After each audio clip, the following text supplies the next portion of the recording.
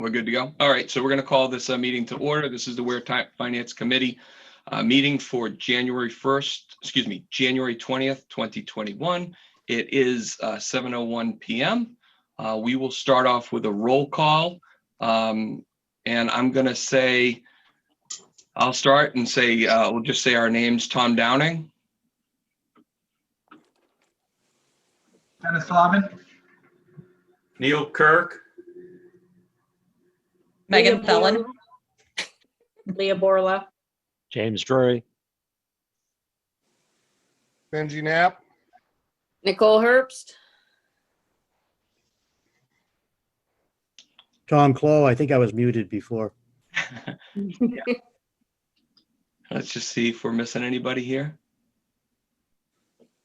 Well, we're missing some folks, but Did we hear James? we did. Okay. Because I don't see that he has a speaker or a microphone. Sorry. Okay, there you go. And Leah, I see Chris is here.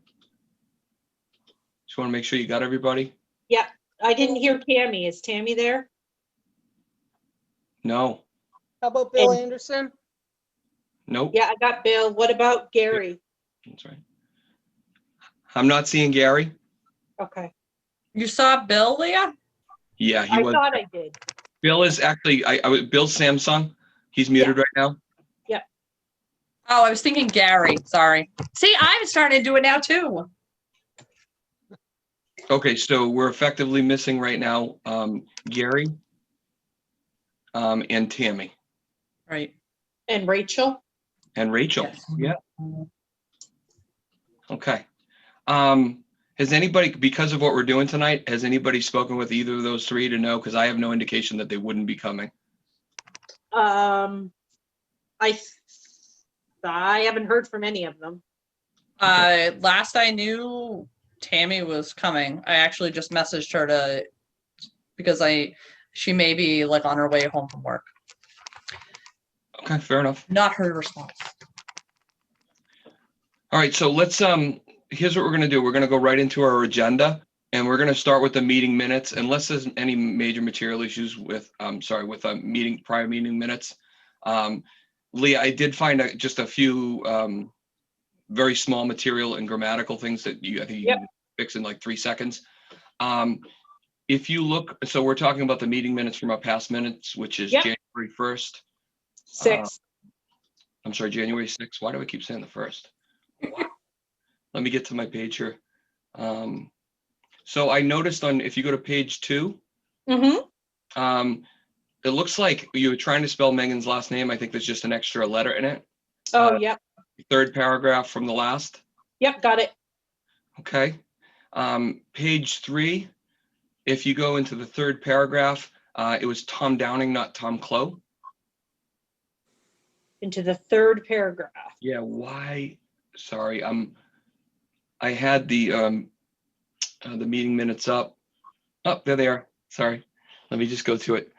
So we're saying page 3. Yep. Oh, and the version I have doesn't say the page number. Let's see. My bad. I wrote notes ahead of time. That's okay. Okay, so if you look at the third paragraph down, it says Tom Clow, is it an organic or COVID need? That was my who actually. Oh, that was yours. Okay. Yeah. I mean, Tom might have said it at the same time. Okay. I'm pretty sure that was when I said it. No, Right. that's fine. And then if you go to page 4, on page 4, last paragraph, see if it aligns. Yeah, that was my question as well about the accreditation to Jackie. Okay. All right. See, there's too many Toms rolling around in there. Yeah, I know. They're good Toms though. I try to keep up. Yeah, there's only one other one that I noticed, and then we'll just open it if anybody else happened to notice any. Yeah. And that was page 6. There was one that I caught after with Megan's name, and I had K's in there instead of L's. Okay. All right. On to page 6, last paragraph. It says any emails any emails that members may feel fall under the RSA. I believe what I said. Because this is important, materially speaking. Okay. Any emails that fall under the right to know request is what Okay. I indicated, because it's specific to that right to know in that context, if that makes sense. Yep, got it. That's all I had. So did anybody else happen to review the minutes and see anything else that, we just need to do an update on? I do see, let's see. Nope, we knew Neil was here. Sorry, I'm just looking to see who's here. All right, so if nobody has any additions or corrections, then I just need a motion to accept the minutes for So moved. Second. All in favor of accepting the minutes for 1-. Okay, I'm sorry. Who made the motion? Me, Nicole. Okay. Thank you. I'm sorry, Tom, I have a question about that same paragraph that you discussed. that you Sure. changed Yeah. to. Go ahead.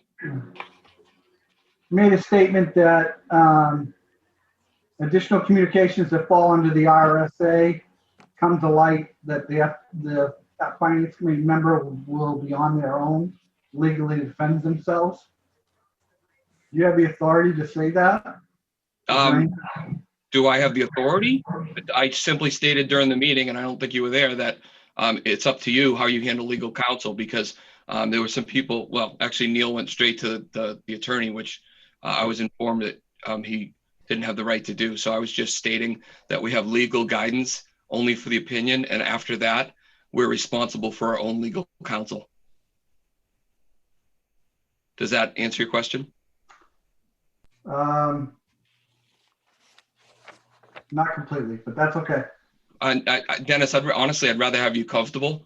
So here, and I know you weren't in the meeting, but let's just clarify here, without obviously debate. The interpretation of our attorney, as stated in the notes, was that, any communication about our business, regardless of whether a quorum should not be happening within email, it should be happening in the meeting. Correct. we I got- understand all that part. Okay, so we got the legal advice. Yep. My only point was you're personally responsible. If you don't submit and you've had conversations that fall into this right to know and you exclude them, it's your own personal responsibility. It's not the town's. The town is not paying for attorney for us. They only agreed to pay for the actual initial opinion and subsequently the one follow-up question. I'm not sure if that's legally accurate. It may be their opinion, but I'm not sure that could be stated that way. Dennis, you're opening the debate when we're talking about meeting minutes. The reality is the meeting Okay. meeting minutes. All right. Okay. That's fine. That's why I said, you asked me to clarify, so. Yeah, I thought we could clarify it really quickly, but I Yep. really don't want to feel. Okay. Thank you. You're welcome. So we have a motion to accept the meeting for 1/6. We have a second. And so we're putting this to a vote. And I think the best way to do this, obviously, is by name. I think that's the way the select persons are doing it. So I'll start with all the yays. Tom Downing, James Drury, Megan Thelen. Bill Anderson. Chris Haig. Tom Clow, Leah Nicole. Borla.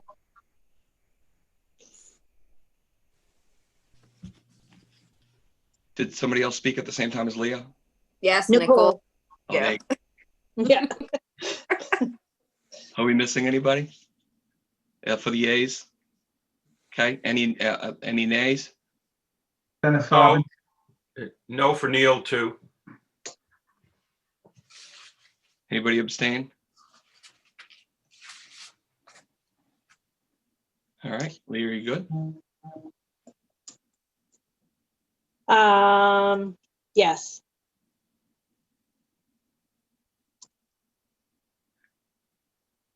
So is it accurate to say do we have 11 on the call or 10? I gotta come up with a better view here. Let's see. Oh, there it is.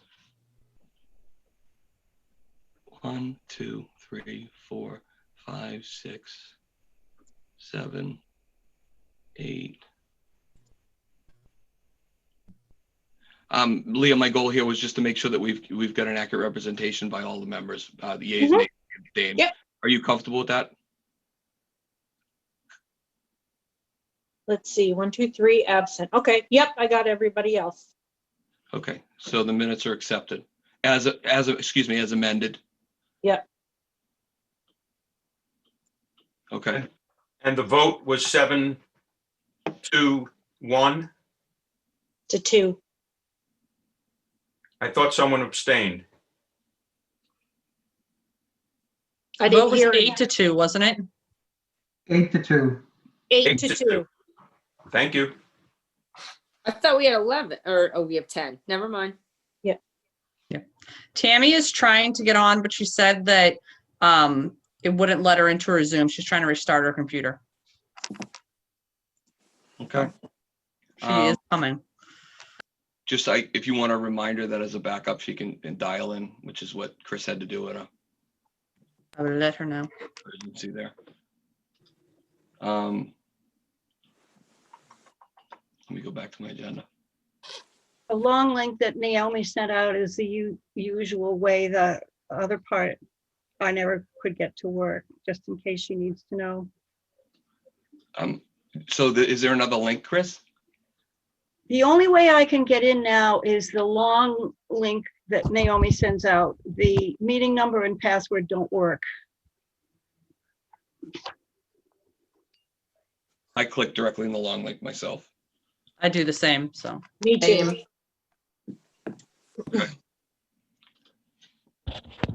Is there any, so as far as old business, I don't know of any old or unfinished business. Does anybody have any old business that I don't remember?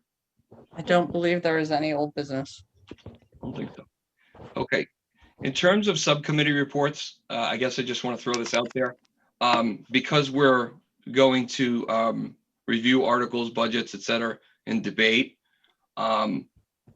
What I think we should do is just have the conversation about the school districts in our subcommittee section over the agenda, because I think there's a lot of questions that people have, including myself. And then wrap up in that section subcommittee reports and then go into, the article discussion, debate, voting, et cetera. Does anybody have any objections to that? Tom, question. Last week, or last meeting, we said we would start with the school, and I see the town at the top of your agenda. Are we starting with the school?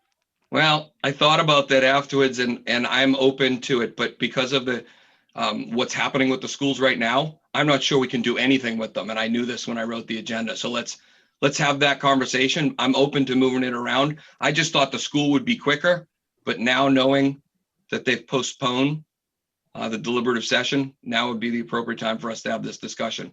Wait 1 second. Naomi, can you let Tammy in?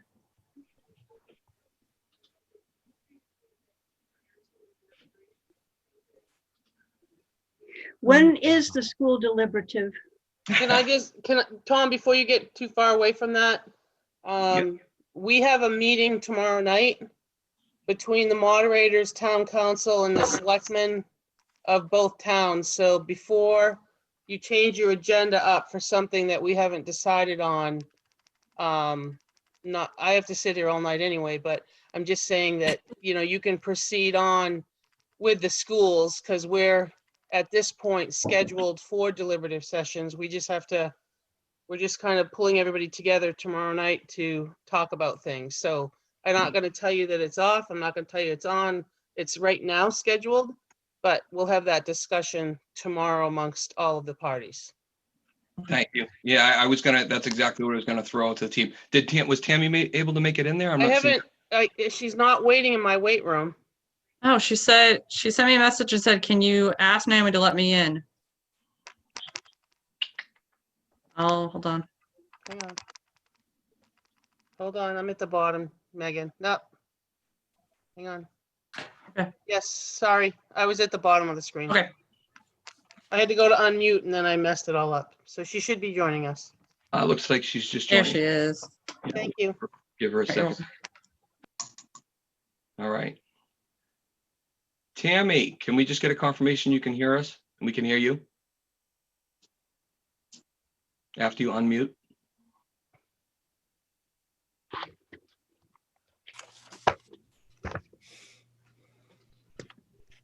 I can see that she's on, but it's showing she's muted, right? She hasn't turned on a video. Well, Maybe Naomi let her in while she was trying to go get some other device to try to make it work. it's funny because the camera Yeah. thing's been on and off for her.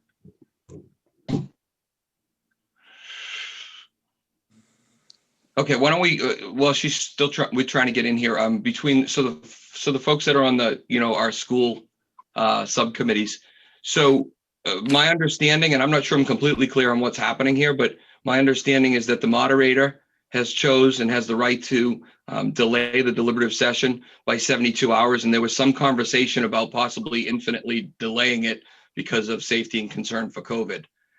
Is there more to that conversation? Have you guys heard otherwise? Am I misunderstanding? Want me to speak to that? Yeah, Tom? please, Bill. Yeah, I sent out that email, and what I heard the moderator say during the last meeting was that, yes, he's uncomfortable having it this with COVID and having it indoors, and wanted to potentially delay it. Now, to delay, you can only delay for 72 hours, but you could go 72 and 72 and 72 and keep going. That's where you get into the indefinite. He also discussed he probably might not be comfortable until they could do it in a setting that was perhaps outside, and then he'd be waiting for warmer weather. In this, we're talking maybe, I don't know, March or April. I don't know. But that was kind of where it got left. It might be extended out, but what Naomi says, maybe all the parties are going to be further discussed tomorrow. I mean, it could potentially, from what his discussion was at the school board meeting, it could potentially result in 2 votes. If the town went forward with a normal schedule, and then the schools would have a separate vote later. But that's what I said, to be determined. go ahead, Chris. In addition to that, at least what I heard from the John Stark meeting was that Henniker is involved also with Stark. So as Naomi has said, Henniker needs to be in the discussion. And also a concern that Luke had was that if we did 2 separate elections, the town one on one ballot and then another ballot, because where is SB2 in a future month, there's additional expense, and he didn't know how the town and school district would manage that, which is why Naomi has announced this meeting, because there are so many things to iron out that it hasn't been decided yet. But his concern was that if the deliberative session was held indoors,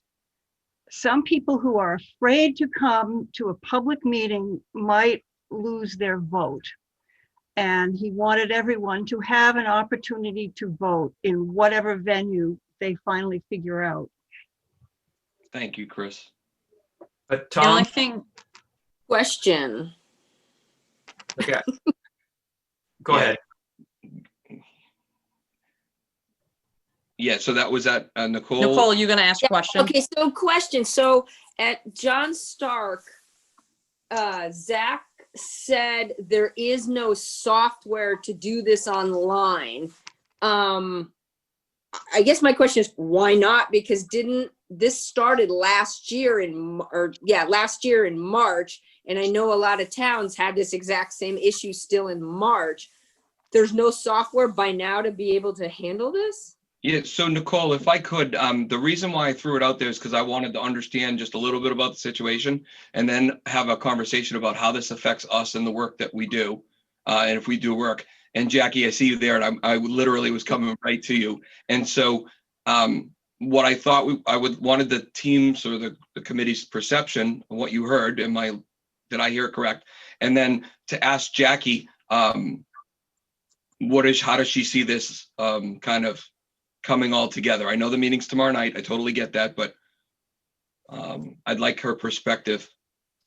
So this is my understanding of this, that the school, because the official ballot is actually the town ballot, the town moderator has authority over that piece. So back when the towns voted to join the school ballot and weave it into the town ballot, it became the town ballot. Official ballot is the town ballot. So the school moderator may not have the authorization to postpone that. And all of our dates are driven by the ballot date, so March 9th. And so we need to work backwards.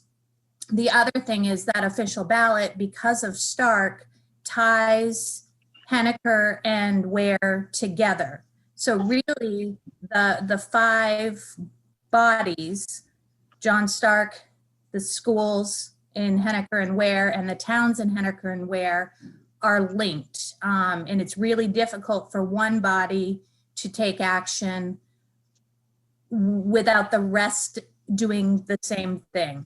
And so that's the conversation, and it's not a conversation with the school boards. It's actually between the select boards in Henniker and Ware, because at this point, the school boards don't really have much say in this. We'll respond to what decisions are made by the select boards and figure out what our next steps are.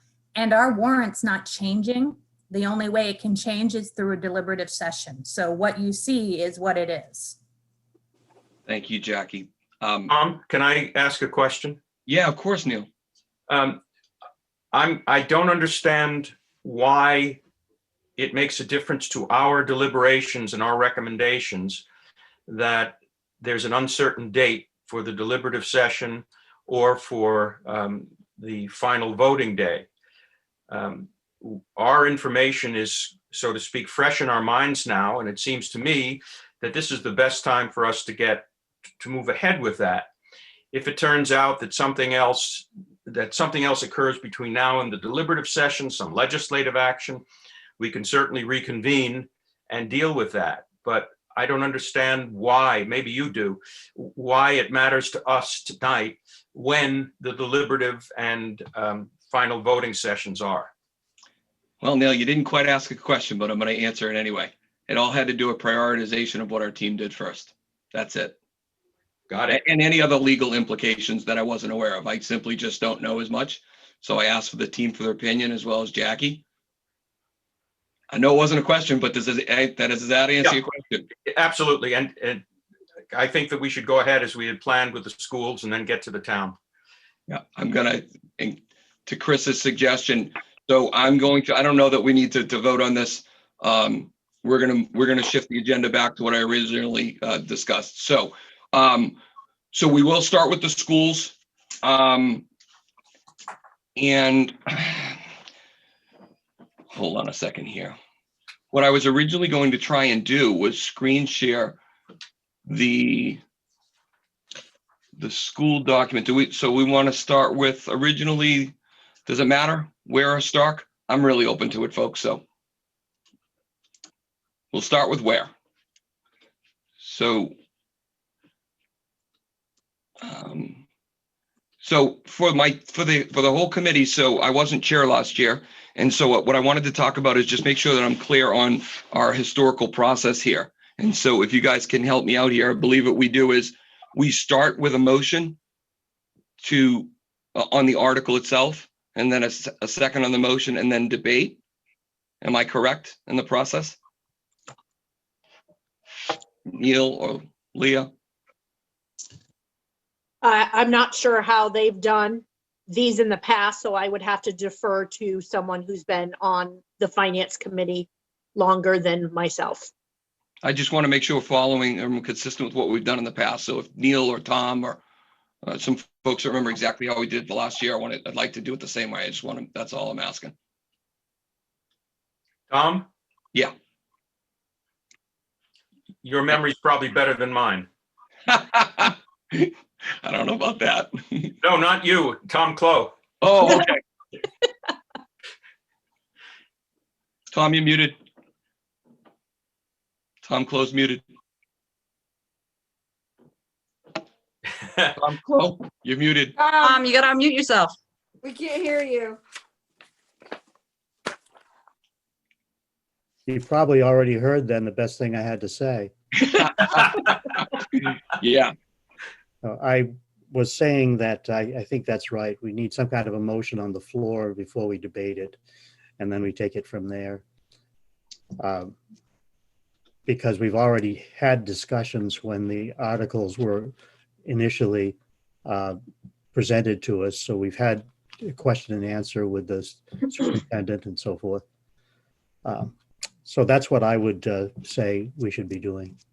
okay. Tom Downing. Yes, sir. I think Tom's approach is fine. The motion would be to recommend the article. Yep. It gets seconded. We have our discussion, and then there's a vote. If the vote passes, then that's our recommendation. And then we sit down and write the blurb, and then move on to the next article. If the vote fails, then the motion would be to not it would take a second motion to not recommend the article. Yeah, you're going to help with that part, Neil, because I remember my head was spinning on that one. But yes, I thank you for that. The other thing that we've done in the past, and I'd like you to clarify whether we're going to do it now, is that we all recognize that while we may have our opinions on individual motions, when we look at the totality of what we've done, we may say there's a problem with this. So in the past, we've always allowed the committee or individual members to review its work as a totality and go back and reopen any or as many articles as members wanted to do to get to a final number that we could agree on and accept. Agree with Neil on that. We did revisit a couple articles last year, and so that is the procedure I'd like to follow. And my full intent was to discuss rules of engagement, so take this a little bit further. In terms of the blurbs, what I didn't recall is if we did the blurbs after each individual vote, or if we went back and did the blurbs as a whole. We do them after each individual vote because everything's fresh in our minds then. If you wait, everything gets discombobulated. Does anybody have any objection? I tend to agree with Neil that that's it, but this is one I'd like a consensus on because it's virtual. It's on, we're doing this new this year. I don't see any issue with it. I think that's the way we should go forward, but I just wanted to get this agreement on this. Yeah, go ahead. No, you're fine. I was trying not to interrupt you. I agree with Neil that as I was sitting here thinking about wouldn't it be easier at the end, I think that then we would forget the points that we made on why we recommended or did not recommend the article. Mm-hmm. So although it may seem like out of order to not recommend or not recommend everything at once and then do the blurbs, I think it makes more sense and to give accurate blurbs so that the public knows why we voted the way we did if we did the blurbs right after the vote. Okay, then. If I could toss in a little comment here, Tom Clow. It's been done differently at different times. Last year, it was very time consuming when we all tried to invent them on the spot. Prior to that, I think, Bill, when you were the secretary, you came in with a draft and then we worked off that draft. So we had some wording to begin with before but I think that required a meeting separate from the decision making in order to do that. Yeah, Tom, I think what is now I'm going back 2 years, 3 years, and 4 years ago, but I think we voted and we had a discussion, and then I kind of took that information, went back after the meeting, and then wrote up blurbs, and then at our next meeting we got I think I wrote them up, sent them out to everybody, and then at our next meeting we cleaned them up with any further discussion. Yeah, that's correct. And I think last year Matt Whitlock did a similar thing, but then we got very involved in the discussion anyway. So yeah, we wrote them live. Other than some tweaks, he tweaked a couple, but if I remember, we tweaked a lot of them. Yeah, but we did it live, is what I'm saying, for the majority of them, and there were a couple that where he said, "Let me go back and take a look at them." So I think, and Bill, if you're up for that, then I think that's a great idea, but my number one concern is that we accurately communicate the data points on why we would approve or vote to not approve the article. It just, whatever it is in bullet point form. So that's nailed, and it really just comes down to wording. If I can interject just a little bit too, I think it makes sense to do the wording right after we vote and deal with each article individually. That way, if we end up having to take a recess and come back at a later time, we just pick up at the next article. We don't have to remember the next week or the next day, whenever we come back and say, oh, what do we do for the first 5 articles? Oh yeah, this is what we were. Tom, as much as I suggested doing this, I like the idea of having Bill put it all together and give us a starting point for each article. Because if we do that, we'll be able to get through the entire, all 3 warrants tonight.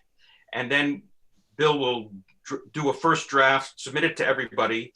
Then when we come back next week, we'll be able to go through those relatively quickly. It's still going to be a slow slog, but relatively quickly. If we have to literally work from scratch on each one of these, I think, Tom, you're right. It's going to take us an enormous amount of time, more than doing it the other way. Yeah. If you put the 2 meetings together. Just, Bill, I didn't mean to draft you. I was talking conceptually.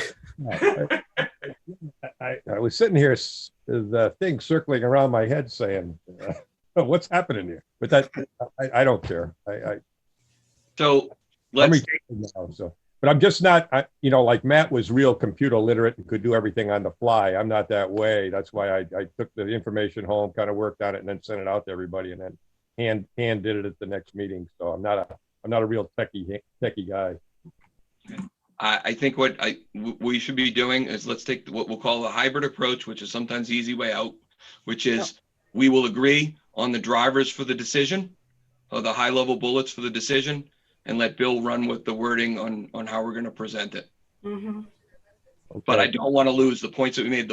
I don't want to lose the point and how we came to the decision, because it's very pertinent information to Neil's point at that point in time. So that's how we'll proceed with each article. Excuse me.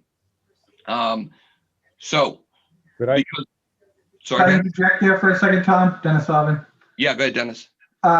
So this is a recorded meeting, right? So Bill can go back to that.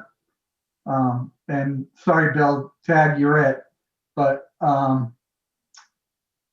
he can go back to that and review the points that we make when we make our decisions. Yeah, but let's not make Bill have to listen to the whole video when Leah, who's a very Yeah. talented secretary, can just document the bullet points. I want to be kind to him. no, that's a good point. As long as I can access the recording afterwards. I mean, it worked well at the school committee Zoom session with schools, and I was able to go back in and look and get a few more points of clarification afterwards. So that worked. Okay. It's Megan. Maybe we can do a little bit of combination of both.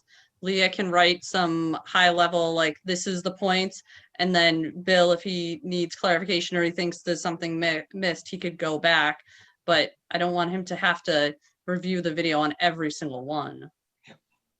Leah, you okay with that? That makes sense? Works for me. All right. So that said, I think we're waiting for a motion. Okay, I'll get it started. We're on Ware School District to begin Yes, with. Yes, sir. Actually, you know what? Is there a benefit to me to share my screen while we're looking at it, or we'll give it a shot? I have it right in front of me. I don't know about other people. I'll put it up there in case somebody wants to. If someone could just tell me if they can see. Oh, hold on a second. Yeah, Mm-hmm. in years past, the article was read first. Yeah, and and then the motion. absolutely. I want to make sure you guys can you guys see the article on my screen, or is it a different screen?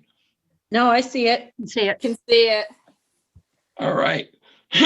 So, Megan, I'm going to ask you to alternate with, because I'm losing my voice here already. Would you mind reading the first one and maybe we'll alternate?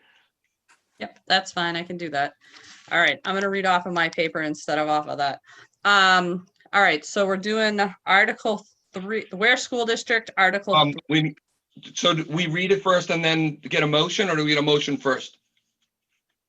In a second. Read it first and then a motion. Yeah, that's what I was thinking. Yeah. Okay.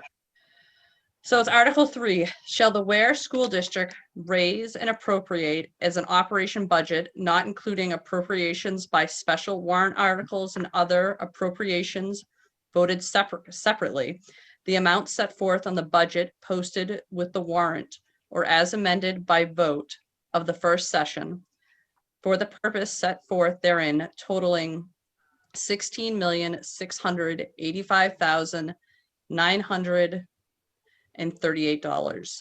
Should this article be defeated, the default budget shall be $16,563,068, which is the same as last year with certain adjustments required by previous action of the district or by law, or the governing body may hold one special meeting in accordance with RSA 40.13X and I don't think the rest of it, like this warrant article, is supported by the school board. So that is the warrant article. Of course, you gave me the one that's like the longest. Sorry, I got a frog in my throat. Do we have a motion? I move to recommend Article 3 in the Ware School District budget. I second to recommend Article 3 in the Ware school budget. Okay, so we are open for debate on Article 3 for the Ware school budget.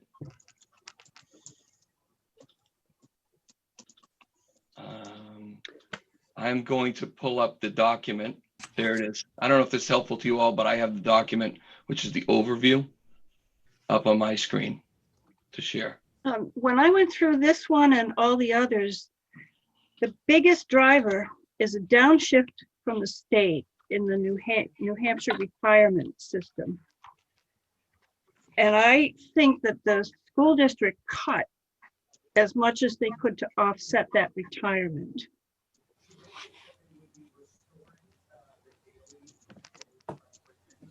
Okay. And you know, for you all, I don't know if I said this clearly, but I don't want to do the question in the chat. We have open to discussion. We'll do the best we can unless it gets out of control. So just speak up if you have something to say. Yeah, Bill Anderson, I guess.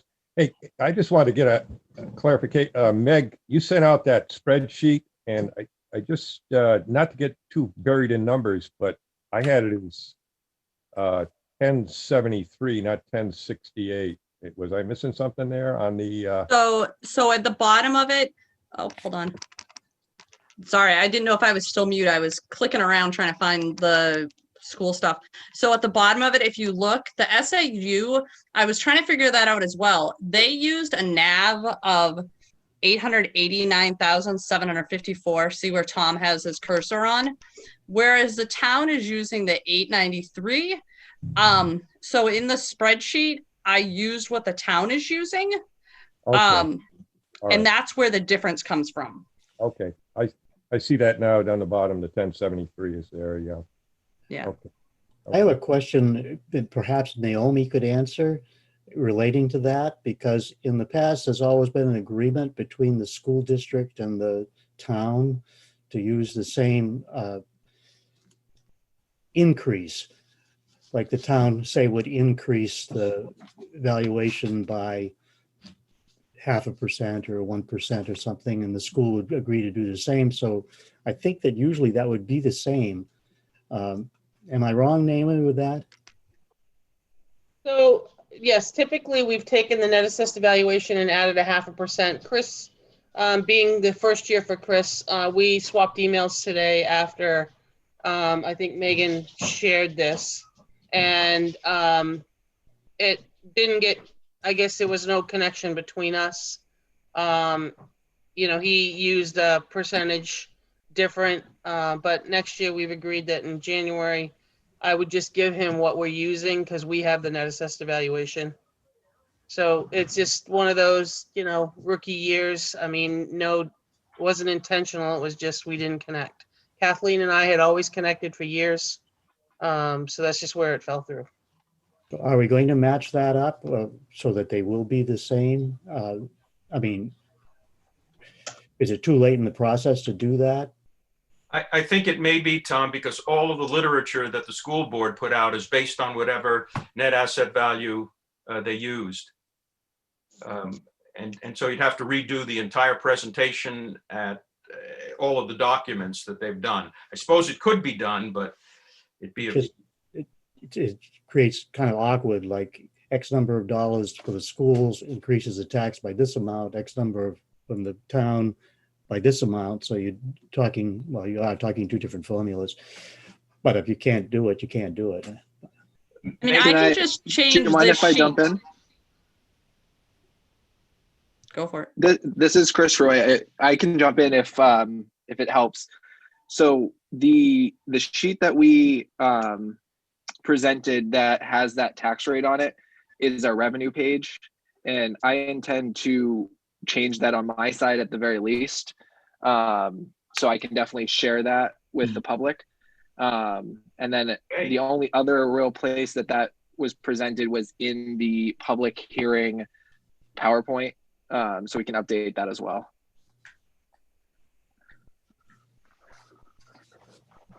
that's great if he can do it.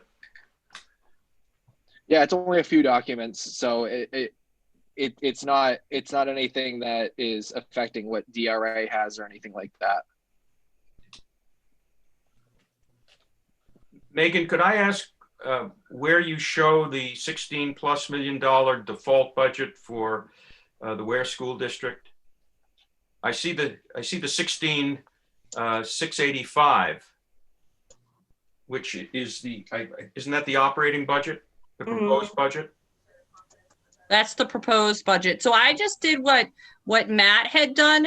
And so what he did was over in the no, that's the default budget, is if we voted no. And then I took what they had off the revenue sheet for their offset, and that's where I got the 961. And my figures match up to theirs if I use their NAV.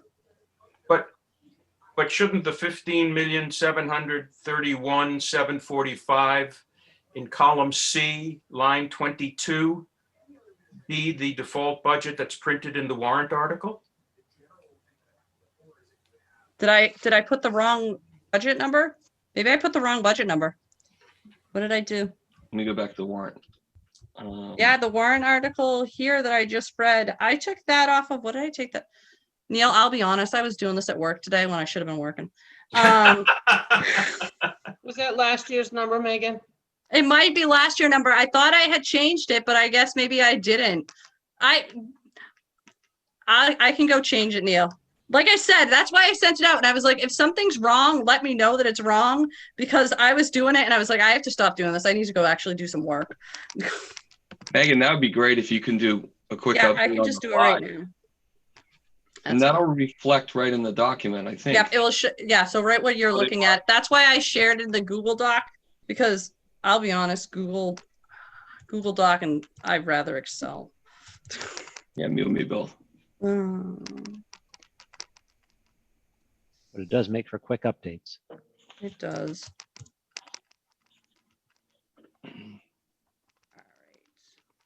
Good catch, Neil. I looked at it a couple times. I thought I updated that one, but now let's see if John Stark, did I mess up on that one? No, John Stark I updated. I don't know. All right, Yeah, when it's I looked updated at now. the tax rate didn't align with my bill too, so it looked a Oh, little funny. sorry. Yeah, and it's gonna be less of an increase, I think. Yeah, it is. Yeah. All right, that looks better. So with these updates, I guess the question to the committee is, does this represent as an accurate representation? Because I think this is very helpful what Matt did.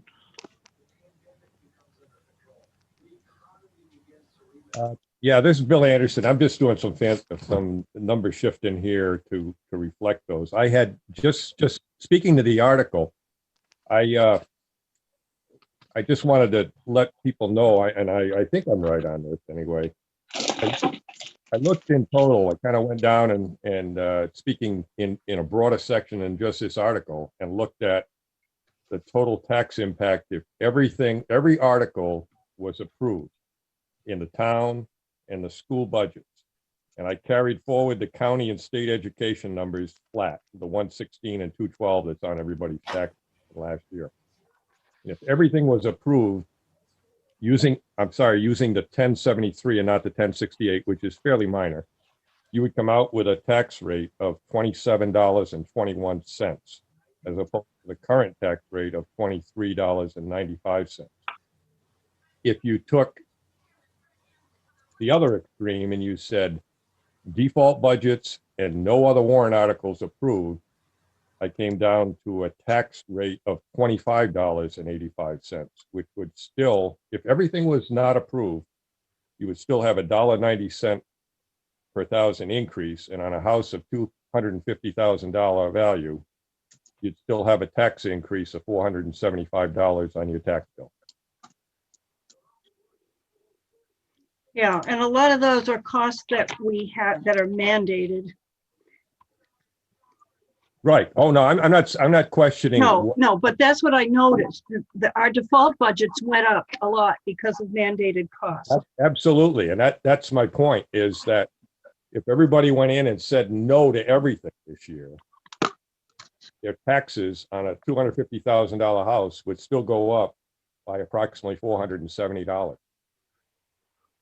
So, you know, I looked at that and I said, as I start voting, I may be saying no to a lot of stuff in regards to trying to look out for the taxpayers, recognizing the large tax impact if everybody said yes to everything.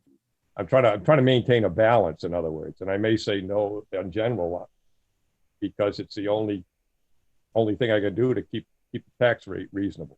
It's not because I don't like or don't feel that a lot of these warrant articles are justified. It's just a matter of what the taxpayers can afford. And I'll leave it at that. Now you can get back to discussing just the line item that we're talking about. I just wanted to let everybody know in total, when we get to the end, kind of what the potential impact is above 475. Yeah.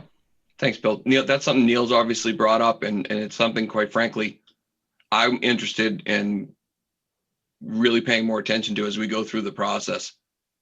Yeah.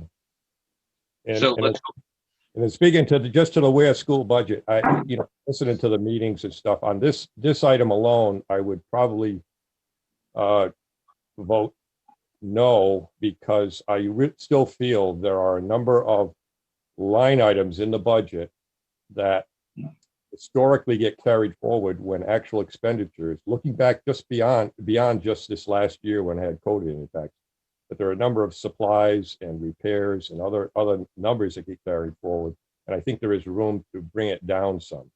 I'm not saying, and I think I say bring it down some, I think, maybe 90,000 is what when I looked at it and went through. I may be, I'm not into the specific of the budget, but as a casual observation, it seemed that more could have been done to recognize the other drivers to try and bring them down to a more reasonable level. So I would vote no on this.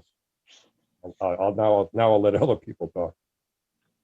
Bill, could I ask you a question about your numbers? When you were talking about the $470 increase, was that an increase based on the 2020 tax rate or something else? The 2020 tax rate, which was $23.95 off my tax bill. Got it. Thank you. What did the 2721, if everything passed? If everything passed, Tom, if every article, the budgets and every article on the town side was approved, the towns would go from 462 in the proposed budget, and all the other articles I had is $5.60. And then the Ware schools, as I said, I originally had it at 1073. It may be 1068 now.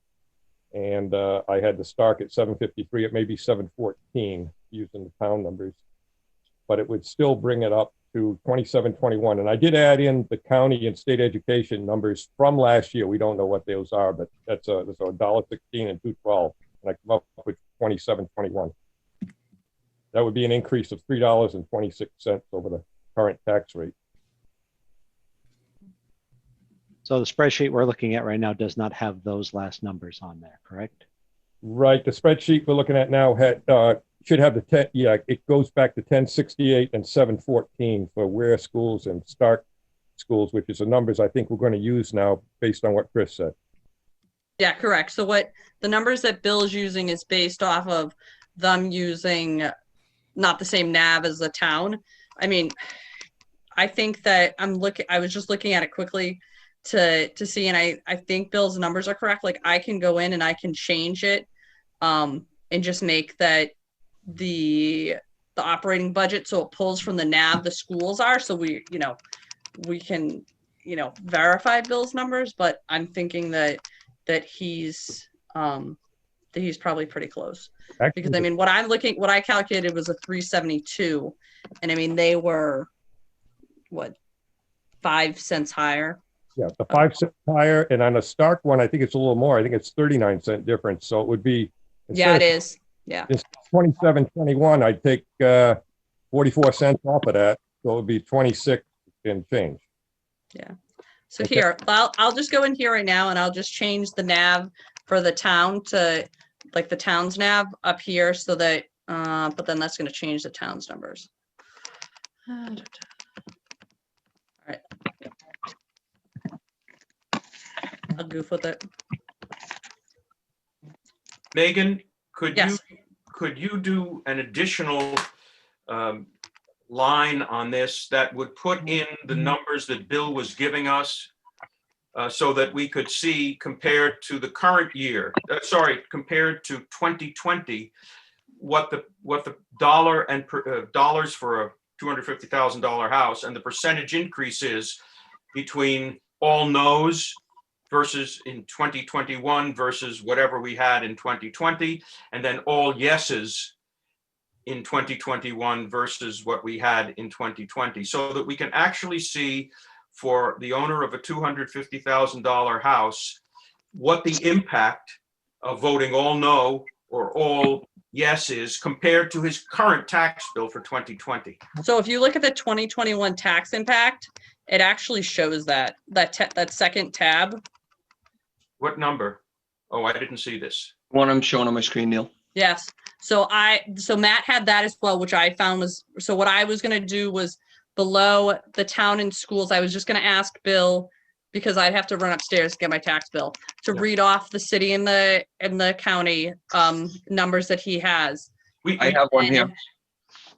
116, 212. Wait. What is it? 116 is? 16 for the county and 212 for state education. Okay.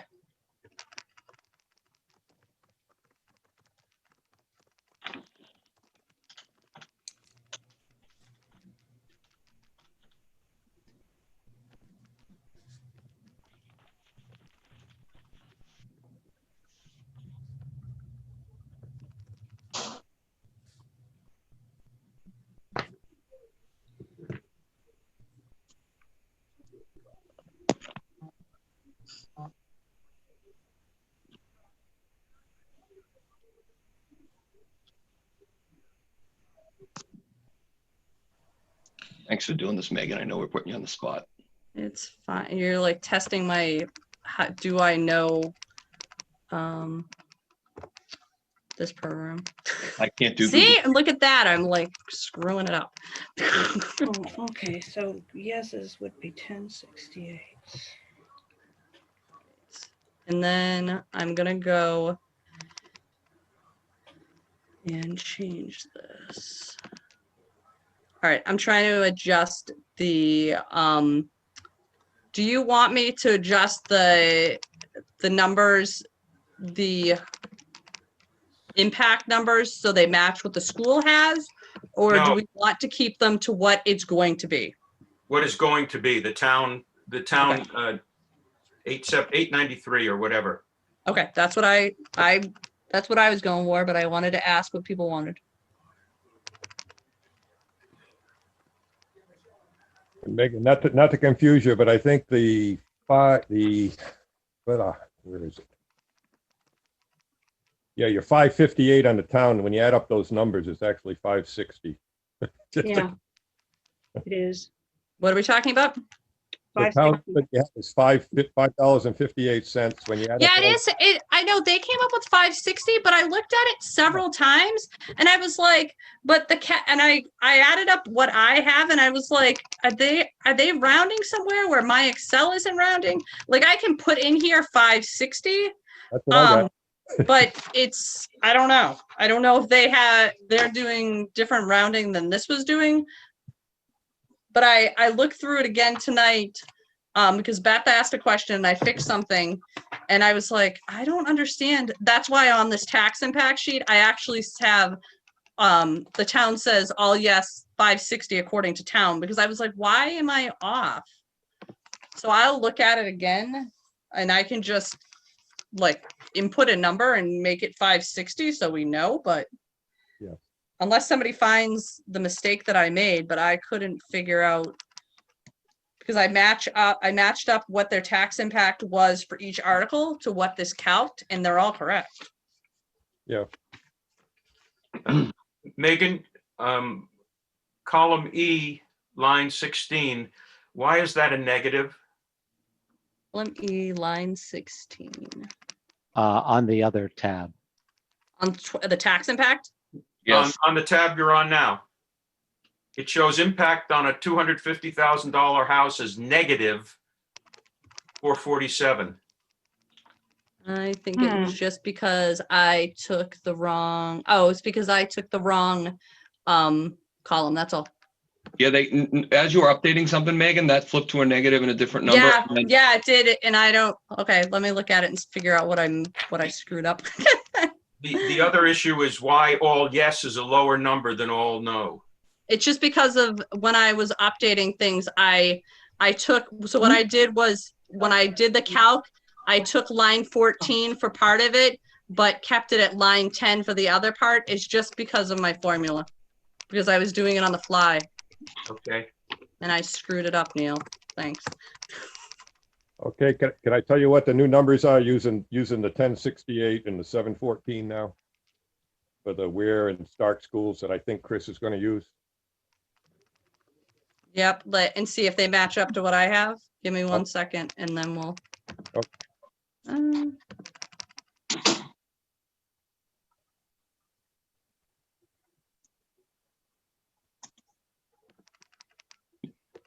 You know, there's a comma in line I-13, right? It's not a dot.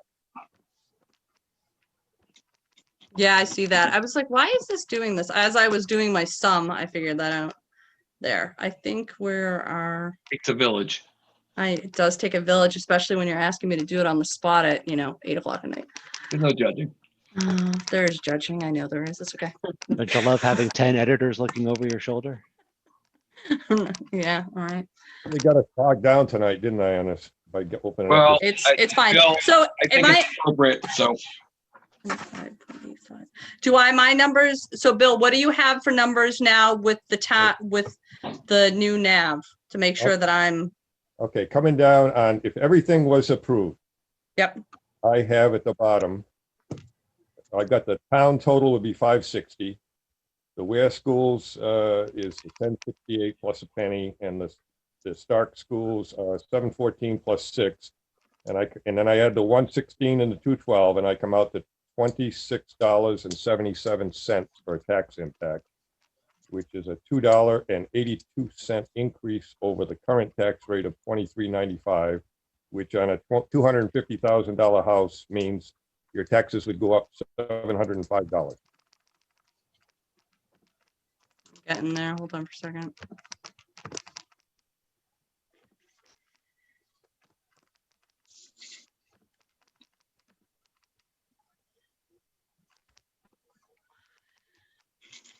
All right, and I have 699.50. That's pretty. Now I'm still, it's because I'm still taking the wrong figures. Yeah, a couple of the numbers that fired up didn't exactly match with what you have here. Yeah, I know. What did again, I dislike this program. I should write to Google and be like, I don't know what you're doing.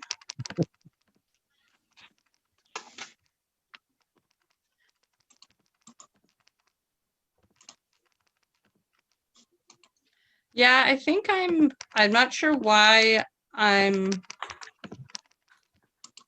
Is it the 'cause I 550? have all no's would be 25, the tax impact per thousand would be 25.44, and all yeses would be 26.75. So how much am I off by you? Yeah, the 2675, I had 2677, so we're right on there, but on the if all knows, I don't think I cranked in the potentially new numbers, so you probably. Okay, I mean, we're pretty, I think that we're close enough, and I can keep working on it as we're discussing stuff and see if I can't figure out where, because also you're using the town's 560. And if Yeah. I put, so I'm gonna just kind of plug in the 560 number up here, and Okay. maybe at some point we can figure out why that's off. No, I used 560, we're probably right on. Yeah. So it sounds like we have enough and we're close enough to proceed with debate. And if we're going to include any of these figures, obviously we'll dial them in so it's very accurate if it's in our blurbs, however we vote. Okay? Sounds So- good. That So works for me. just to make sure, I looked at these numbers and I see what the dollars are. Basically, if we vote all no, there's a 6.2% increase in taxes. And if we vote all yes, it's 11.7%. Just so folks can keep that in mind. Last year, the tax increase was around 2.3 or 2.7, it was under 3%. Okay. So back to the article.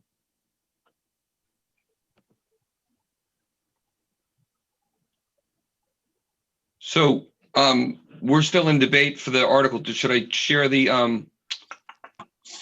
where is the document? There it is. So Bill gave his opinion. I'll just say that my gut instinct was pretty similar to Bill's, was that it sounds like there was an opportunity for some potential savings in the budget, especially, correct me if I'm wrong, but the Ware schools had 4 retirees. Is that accurate? Am I talking about the correct district, Bill? I think that's appropriate for the next warrant article more than anything else. Okay. Keep me on track. Well, wait a second. I thought that if you lose some highly paid staff members, it's reflected in the budget, not just in the, it has to be reflected in both places, I guess. Your salary line in the budget should come down if you're going to replace 4 $70,000 teachers with 4 $40,000 teachers. Oh, excuse me. Yeah, and I think I agree with you, Neil. It should affect both, because if you're either losing the teachers, but they're, in terms of the collective bargaining agreement, you're offsetting or you're spending that money again. Shit. So I need a little help here. Well, maybe Jackie can help on that. Does her salary line reflect those 4 teacher retirements? Is Jackie still on? I am. I'm trying to find my camera. Sorry. It is reflected in the teacher, in Article 4. What has been practiced for, I think long before I got here, even as assistant superintendent, is the retirements get reflected in the collective bargaining agreement article. And so that's where they are. Does that mean, Jackie, that assuming you had 4 teachers at 70,000, I'm making up the numbers, Yep. that's $280,000, and you're going to replace them with $160,000 worth of teachers, that there's $110,000 of fluff in this budget? In the budget. If you haven't changed the salary line in the budget, you've included for $280,000 for those 4 teachers. But you're not going to spend that. You're only going to spend $160,000 for their replacements. Is that Is that Well- how you've budgeted? It is reflected in the Article 4. That's not the question. I'm asking how it's reflected in Article 3. There is not fluff in Article 3. Does that mean that instead of the $280,000, you've only budgeted $160,000 for those 4 teachers' replacements? No, we budgeted the same FTEs, the same number of teachers in both in the default and in the proposed budget. I understand why in the default budget you might have that number, but I don't understand why you would have that number in the proposed budget since you're spending less. We can't put it in both places. We couldn't have it as part of Article 4 and take it out of Article 3. That, So Jackie, does that mean if Article 4 is not approved, then instead that really reflects not a $5,000 increase, but the salary line of your operating budget would decrease. decreased by 95,000. Yes. But the taxpayers don't get that benefit. The school district has $95,000 of money that they don't have to spend. Is that what you're telling us? On salaries? Well, it depends on if Article 4 passes. Assume Article 4 does not pass. Okay. How much money will you not spend on salaries because in fact the 4 teachers are gone, the highly paid teachers are gone, and they've been replaced presumably by 4 teachers paid a lower amount? There will be approximately $100,000 from that salary line. And if Article 4 passes? Then there will be a $5,000, $6,000 increase to the salary line. In addition to the 95,000? You see, I don't understand. Yes, Article 4, if we didn't have the retirements, Article 4 would be approximately a $105,000 warrant article.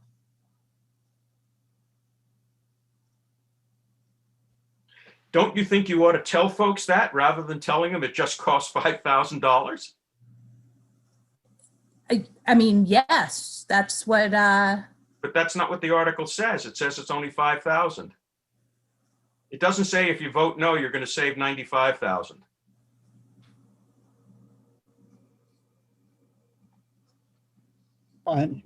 May I say something? If I'm not muted, can you hear me, Tom? We can hear you. Okay. Sometimes in an article, it will say something to the effect, if this article passes, then the amount in the budget of Article 3 will be reduced by X number of dollars. So you cover that by putting the full amount here, but saying that you're going to take it out of the Article 3 if in fact it passes. I know we have, for example, in the town budget, we have an article concerning the fire department where if it passes, X number of dollars will be subtracted from the fire department's operating budget. So just in some way, I agree with somehow that has to be clarified better in Article 4. And that there has to be some relationship made between the two so that the savings is shown only in one place. and that's actually, I mean, we were trying, I'm sorry if I'm out of line. We were No, trying go ahead, to Jack, have it please. having it be in just one place to represent it just in Article 4. So the reason that this is, the fact that we're bringing a $6,000 Article 4 really, highlighted this practice that has happened. I think it's part of negotiations. And Article 4 does read that it's the cost of the salaries over what last year salary line was, if you look at the article. Dennis Aubin, I'd like to ask a question if possible. Yeah, Dennis, of course. Jacqueline, the concern here is that if Article 4 doesn't pass, but Article 3 does pass, and you have these teachers' salaries in there that aren't going to be spent, in future years, if it goes to default next year, that money will still be in there again. And it's money that's not being spent but has to be raised by the taxpayers. I believe that's true because we hire, whoever we hired, their salaries would be what got moved to the default budget for the following year. And so it would correct at that point. Question. Yeah, that's correct. So we would put whoever is in that position and under contract. So there's still a net difference though, is there not? Meaning a net difference that there's still a net difference in the budget. Are you saying that the budget, excuse me, the default automatically shrinks? The budget for the following year, yes. So Well, next year legally- at this time, Default budgets are bottom line budgets. So that's a yes and no, isn't it? we'd have to do it based on our contracts. And so our contracts with our teachers are who we hire in September, and who we currently, whoever we have under contract when we come and present the budget, that would be the number. And so if we've now replaced 4, veteran teachers with 4 newer teachers, that will be reflected in next year's default and proposed budget. Tom, may I ask Chris Roy a question? Yeah, yes. Go ahead, Neil. Chris, could you tell me whether the default budget and second, the proposed budget contains the salaries for the 4 teachers who are going to be retiring? Yes, Jackie was correct. So because the default is a calculation, we had to move forward in the default with those salaries of those teachers. And then on the proposed side, the way we read the law was that when it comes to positions, we can't subtract something from our proposed that we don't also subtract from the default. So that's why it carries through to the proposed. So let's assume, I'm going to assume that you've consulted legal counsel on that and you've interpreted the state statute correctly. I'm not sure you have, but I'm going to assume that. That means that if Article 3 passes and Article 4 does not pass, that there is, my numbers, $120,000 of money for salaries that you will not be spending. After you replace the 4 $70,000 teachers with 4 $40,000 teachers, you're going to have $120,000 of money in that budget that you don't need for salaries. And therefore you can transfer it, because it's a bottom line budget, to anywhere else. And that's true also if in fact the default budget passes. So if both Article 3 and Article 4 are voted down, you're going to have an extra $120,000 in the default budget in the salary line that you will not be spending. Am I correct? I mean, there is some, love able to not hire brand new teachers. So we could hire a more experienced teacher also. So I don't know if that, we figured $100,000. But yes, that we only represented retirements in Article 4. Everything you're saying is correct, and every time I've presented it, I have talked about how we only represented the retirements in Article 4. And again, we have done this and other districts do it. It is just, I think, much more dramatic this year because of how low the Article 4 number is, because we had 4 retirements.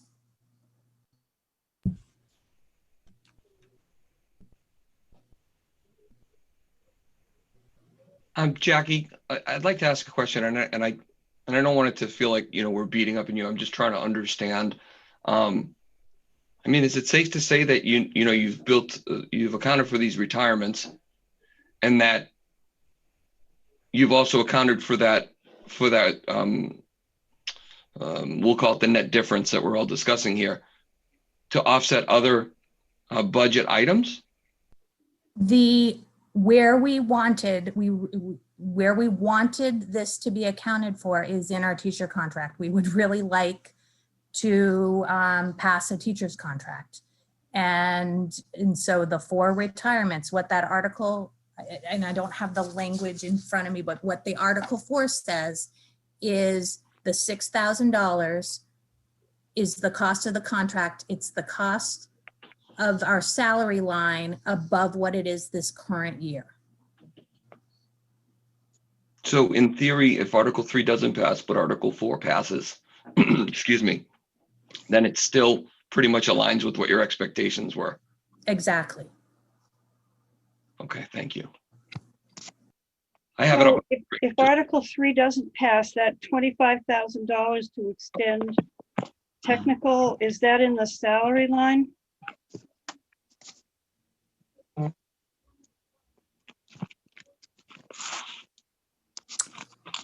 I'm not sure I understand your question. Wait, you needed $25,000 to get the technical, the IT person Oh, year round.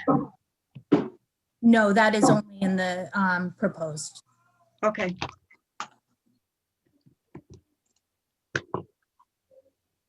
So to the committee, do we have enough information, Jackie, where we can proceed with debate? Is there anybody else that has any questions for Jackie or Chris? Okay. Thank you, Jackie and Chris. Very much appreciate it. So folks, we're back to debate here. I think we all have very similar concerns. Does anybody else have anything to add?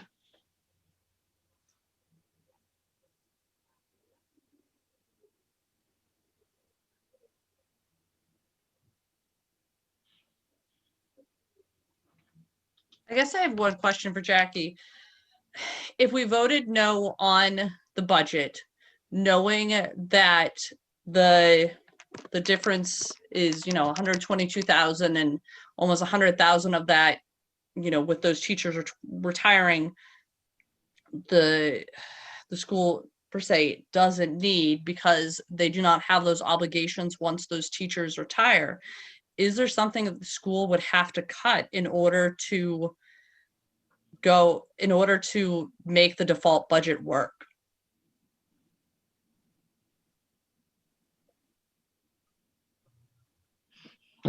So that question's to Jackie, correct? Yes. So Jackie, that's to you. If you don't mind. Article 4 passes and Article 3 does not. Is that what you mean? Yeah, yes. No, that this could accommodate that, because the increase is built in. So that would work. Where we made a lot of cuts within our supply lines to try to help offset the retirement. We will have to you eat the transportation increase again.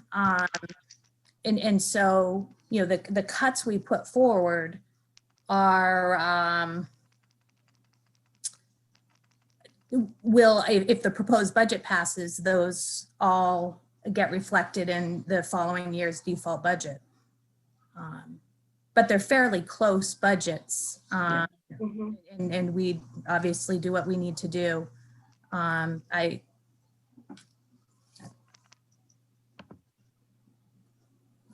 Thank you, Jackie. So for the committee, my concern, I'll say out loud that I would have been pleased to see a relatively flat budget, with the exception for costs that are out of our control, to simplify it. That's kind of what I was hoping to see.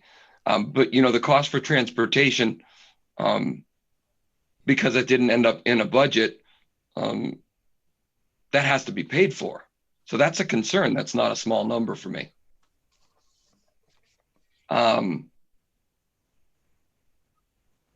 I think the other, I would have liked to have seen more flat budget, meaning no additional cost besides the stuff we absolutely had to pay outside the default budget. I'll leave it at that.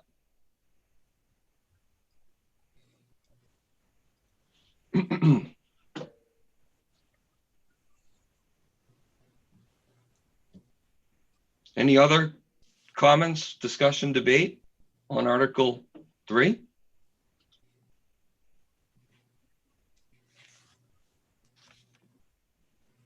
So I move we go to a vote. So all those in favor of Article 3 as it is written? I guess we'll do names. Tom, it would be Yeah. easier if you called off the names as you want them read, so that we know when to respond and when to come in. Yeah, I'm not opposed. Let me, Could I ask another question, Tom? I'm sorry, I know you cut off debate, but we were given 2 sheets here with proposed what-if sheets of, they were online. One said suggested cut, $166,859, and another one would be what happened with if there was $1 million cut. okay. Let me go to that. Tom. What was that suggested cut? Did that come from the school board or from the superintendent or what? Oh, no, there were No. questions that were asked of Jackie in our last, in our meeting when she came in. And I believe Neil was the person that asked, what if there were what if scenarios? Okay. I was just sharing them in case, because Neil had asked a question to Jackie and she was saying there would have to be staff cuts at our meeting just with the finance committee and the SAU on January 6th, I believe it was. Neil had asked that question. And there was some confusion on whether Neil was asking if it was $1 million cut or 1% cut.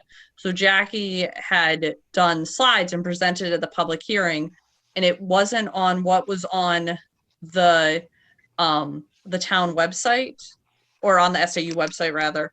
And I just thought that just so everyone had the information from the public hearing that I would share it. Okay, I was misinterpreting it. Okay. I'm Thank you. sorry. I thought I explained it in the email, but Oh, apparently no, maybe I not just- as well. No problem. Hey, and just one other thought. Am I muted? No, we can hear you. Oh, okay. Yeah, Bill again.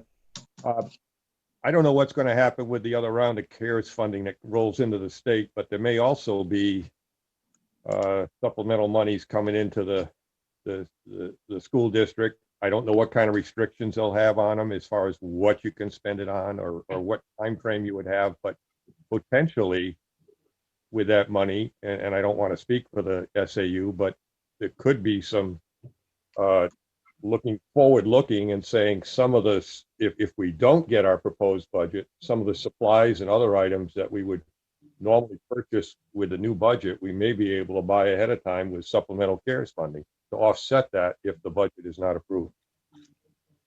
Bill, is that money, does that money increase the bottom line of the budget without the voters approving it?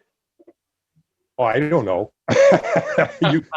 You worked in state government, Neil. Maybe you know better than me. But I'm just saying the feds are going to dump more money into the state based on what got passed recently, and I don't know how that's going to be disseminated. But I don't either. But and the COVID-19 situation has upended a lot of practices that everyone thought were written in stone. But I certainly would hope that just because we get some additional money, that it doesn't automatically augment the bottom line. I know now that if the district gets grants, they can't spend that money unless they can accept the grant, but they can't spend the money unless voters approve. So I'm not sure what would happen in that case. Well, I think they've gotten a first round of CARES money, I mean, of the COVID money that they've spent already this year. So I didn't think that would be a problem. Is that true, Jackie, that you've gotten money that you've spent in addition to what was appropriated by the voters and you were authorized to spend it without going back to the voters? Yes, I believe that that was part of the allocations, gave permission for districts to spend it to address COVID issues. So we did a public hearing using 190 RSA 19820B, allowing us to accept unanticipated revenues. And expend. Correct. Thank you. I have another question for Jackie.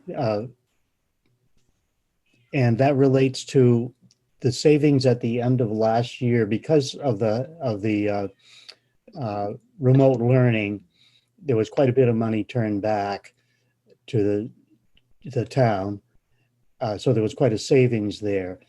Now I know we're kind of in between with hybrid and remote learning, but in the remaining months of the budget you're on now, do you see a similar savings at all because of the remote learning versus the hybrid, or because some of it is in class, you're not going to see that savings?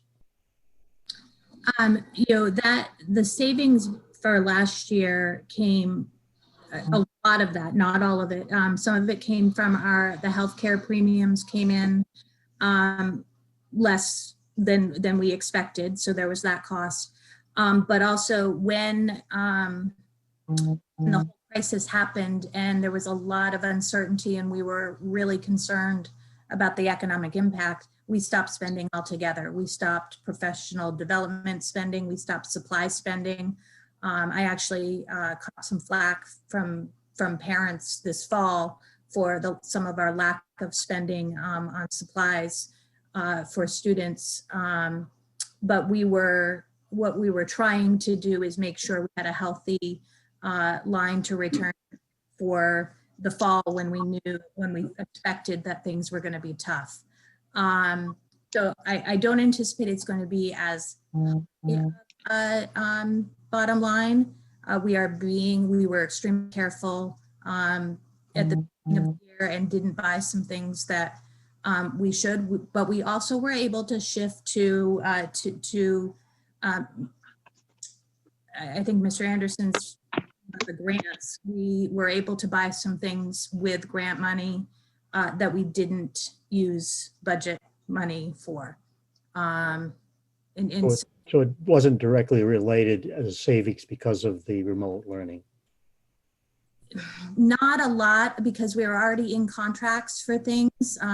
You know, we didn't know if I guess if we had known that we weren't going back last year, starting in March, if we had known we were going to be shut down through the end of the year, negotiated something different with our transportation. We didn't know that. We needed to have everyone on call because those closures happened a few weeks at a time. And so we weren't able to realize a lot of save. There were some, but not a lot. Thank you. Tom? Yes. Okay, I have a procedural question. This is Nicole. I Yes. don't remember the answer from last year, so I thought I better ask it again.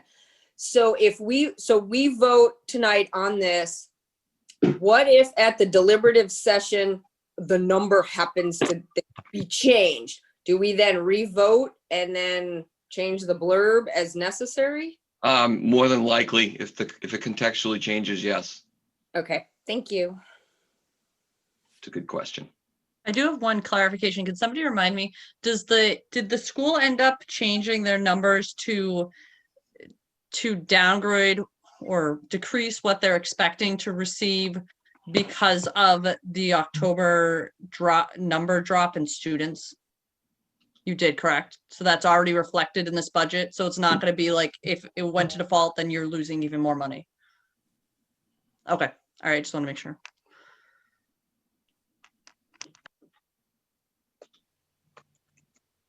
Yeah. Thank you for your response, Jackie. So I'm going to say one thing before we go through this vote. I mean, normally we don't have open discussions with the departments during debate, and I appreciate that. But I'm just going to say this, that I think we need to be very respectful of the department heads that we're talking to. And I think the tone was getting a little bit condescending. And I will say specifically using words like fluff it's insulting. If, it can very easily say there's extra money or there's money that isn't accounted for, or did you account for it? But accusing someone of fluff, that's disrespectful. And I think the tone is unnecessary. So we'll just say that in general. And so over the next meeting, this meeting, the next meeting, I think we need to be respectful of anybody that's helping us get through this process. Tom, I was the one who used the word fluff, and I'm sorry. You're right. That was somewhat disrespectful. But I'll try to avoid that kind of language in the future. Thank you, Neil. Excuse me. Wow, losing my voice again.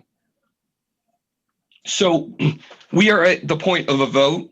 And so with, I think it was Neil's advice, I did pull up my sheet, so I don't miss anybody's names. So please don't be hurt if you're called last. It's just the order that you are on the sheet. Excuse me. So we are voting on article number 3 for the Ware School District. So I will start with all those in favor of recommending article 3, starting with Neil. How am I going to do this? Call everybody's name and get a yay and a nay? What were you suggesting? Exactly. How do you vote on Article 3? Neil? Okay. Yes or no? Want to make sure this is what you were thinking. So we'll start with myself. I am a nay. Megan? I am recommend yes. Leah? I recommend yes. Neil? No. Chris? No. Tom Clow? Yes. Gary is not here, correct? Correct. We will go to James. I have to say no. Dennis? No. Tammy? Yeah. Nicole? No. Rachel is still not here, correct? I believe I'm going to assume unless I hear otherwise. And lastly, Bill? No. Okay. Leah, when you get a second, could you give us the count? We have 1, 2, 6, 7 no's. 1, 2, 3, 4 yeses. Okay. So Neil, I'm going to ask for your help here. So the motion to recommend has failed. Then someone needs to move that we not recommend. There probably should be no discussion on that. It should be a very simple vote. Thank you for Very the fast vote, I mean. Thank you for the clarification. This is Dennis Ogden. I make a motion not to recommend the article as written. Second, So now we have to go through the order again. So I don't make this mistake. And thank you for helping, Neil. So the motion to not recommend, if we agree with not recommending, then we answer with a yay, correct? yes. Okay, so we are voting to not recommend Article 3, and we will start with myself, and that is a yay. And the next is Megan. Nay. The next is Leah. Hold on, I'm still typing. Oh, thank you. Sorry. Thought I was going slow. That's okay. No, I'm just trying to make sure I get everything in here. Sorry, Megan was no, correct? Correct, Okay. a nay. Leah, I'm a nay as well. Neil. No. Yay, excuse me. Chris. Yay. Tom Clow. No. Gary Evans. Oh, I'm sorry. Gary's not here. James Drury. Yay. Dennis Aubin, Yay. Tammy Hagman, No. Nicole, Yes. and Bill. Yes. So Leo, when you get a second, I'm going to need you to read that too. Okay. 1, 2, 3, 4, 5, 6, 7 yeses and 4 nos. Okay. Or That's a shift. do we have, 1, 2, 3, 4. No, there were 4 nos before, oh, or 4 yeses. So it's just completely opposite of what it was before. So this time 7 yeses and 4 nos. So Thank you. the motion to not recommend Article 3 passes by Correct. 7-4. Yes. Sweet. I'm just happy I said it correctly. It just confused the heck out of me last year. All right. So we are going to move on to Article 4. Tom, And can I I'm happy ask to. a procedural question? I won't take long. I know we've Yeah, been an Tom. hour and a half on this article. Yeah. If at the deliberative session, the school committee comes back with a different figure, then we have a chance to reconsider this after that deliberative session. I believe that's always been the case in the past, that this group takes a revote afterwards if there are any changes. I agree with you, Tom. And I believe that's what we all agreed to as well in a previous meeting. It had come up. Okay, thank you. So I'm going to stop there for a second. And I really was looking at Article 3 and 4 almost together, but we did agree that we were going to hit the bullet points for the recommendation or not recommendation immediately following. So we do need to do that before we go to Article 4. So I'll start off the conversation and just reiterate. I think the messaging should be around, the current economic situation that we're in, and accounting for the fact that there was retirees, and we believe that there's additional room in the budget. I can't think of the best way to say that. We had hoped that there were more accommodations where the budget was closer to flat. So I'm looking for a little bit of help on wording, but that's really kind of the drivers for my decision. Should we move Well- this for discussion first? I'm sorry, Bill, what'd you say? Do we have to move the Article 4 for discussion to open up the discussion on it first? I don't think procedurally, because we're just talking about a blurb. Oh, okay. Okay. We're talking about the blurb for Article 3. Yeah, not Article 3. 4. Bill, I had started to get ahead of myself, so apologies, that was me, my mistake. But we're talking about the blurb for 3, and the bullet points are the drivers for not recommending. Oh, okay. I got you now. My mistake. And just a one reminder, I think one of the things that we talked about and worked through last year was if we were close, if we were a split, then we had equal points on both sides of the decision. But when there was a majority, the blurb tend to be more favored towards why we did or did not recommend, depending on how the vote was. Okay, I understand. So Bill's looking for input from us on the blurbs. That's where we're at, folks. So, Tom. Yeah. Just looking at the other school districts that border where they have been asked to trim for the reasons you stated, and they have gone back to revisit their budgets. And I think that's what we're reflecting on here, rather than to micromanage this, to just say there needs to be a little bit more taken out. So I think, Chris, what you're saying, and for Bill's benefit, is we believe that this year's budget should be reflective of the current economic conditions.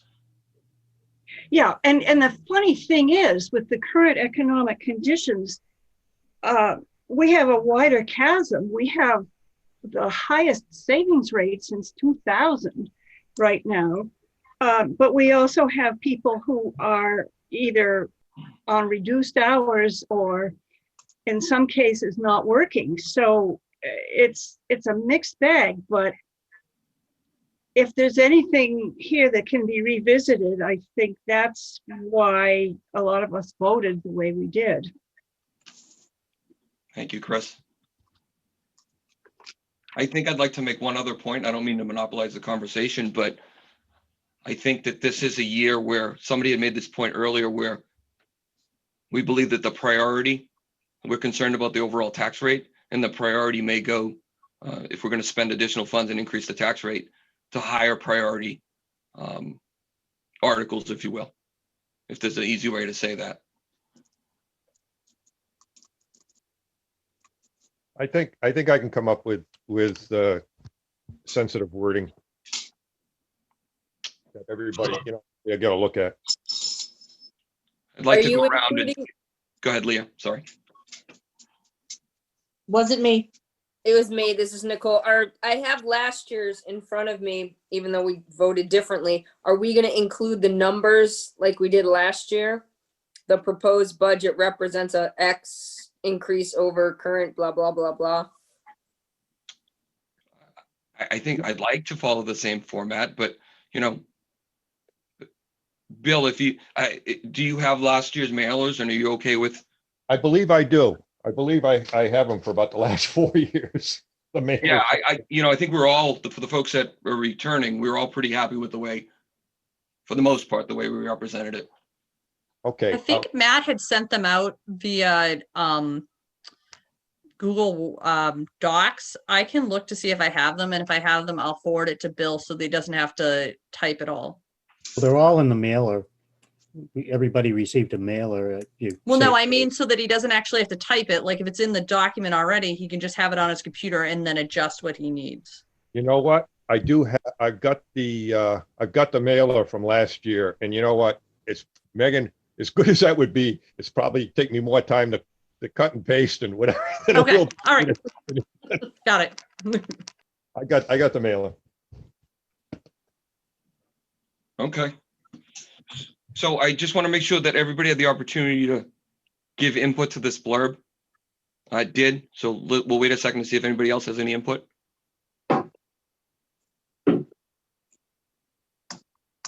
Okay. That said, we're going to move on to Article 4 for the Ware School District. So I will read this.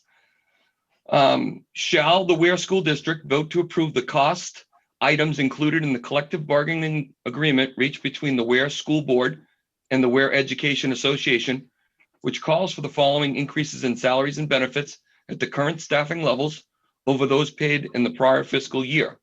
2021, $5,935 is the estimated increase. And further raise and appropriate the sum of $935 for the 2022 fiscal year, such sum representing the additional costs attributable to the increase in salaries and benefits over those of the appropriation at the current staffing levels. Warrant articles supported by the school board. So we need a motion for the article. I move to recommend the article, but I do think they should work on the wording. It's a motion with a clause. Yeah, let's talk about that in debate. So do we have a second? Second, just for fun. All right, so now we're open for debate. So Tom, if you want to start off, sounds like you're in support of this article, but you have concerns.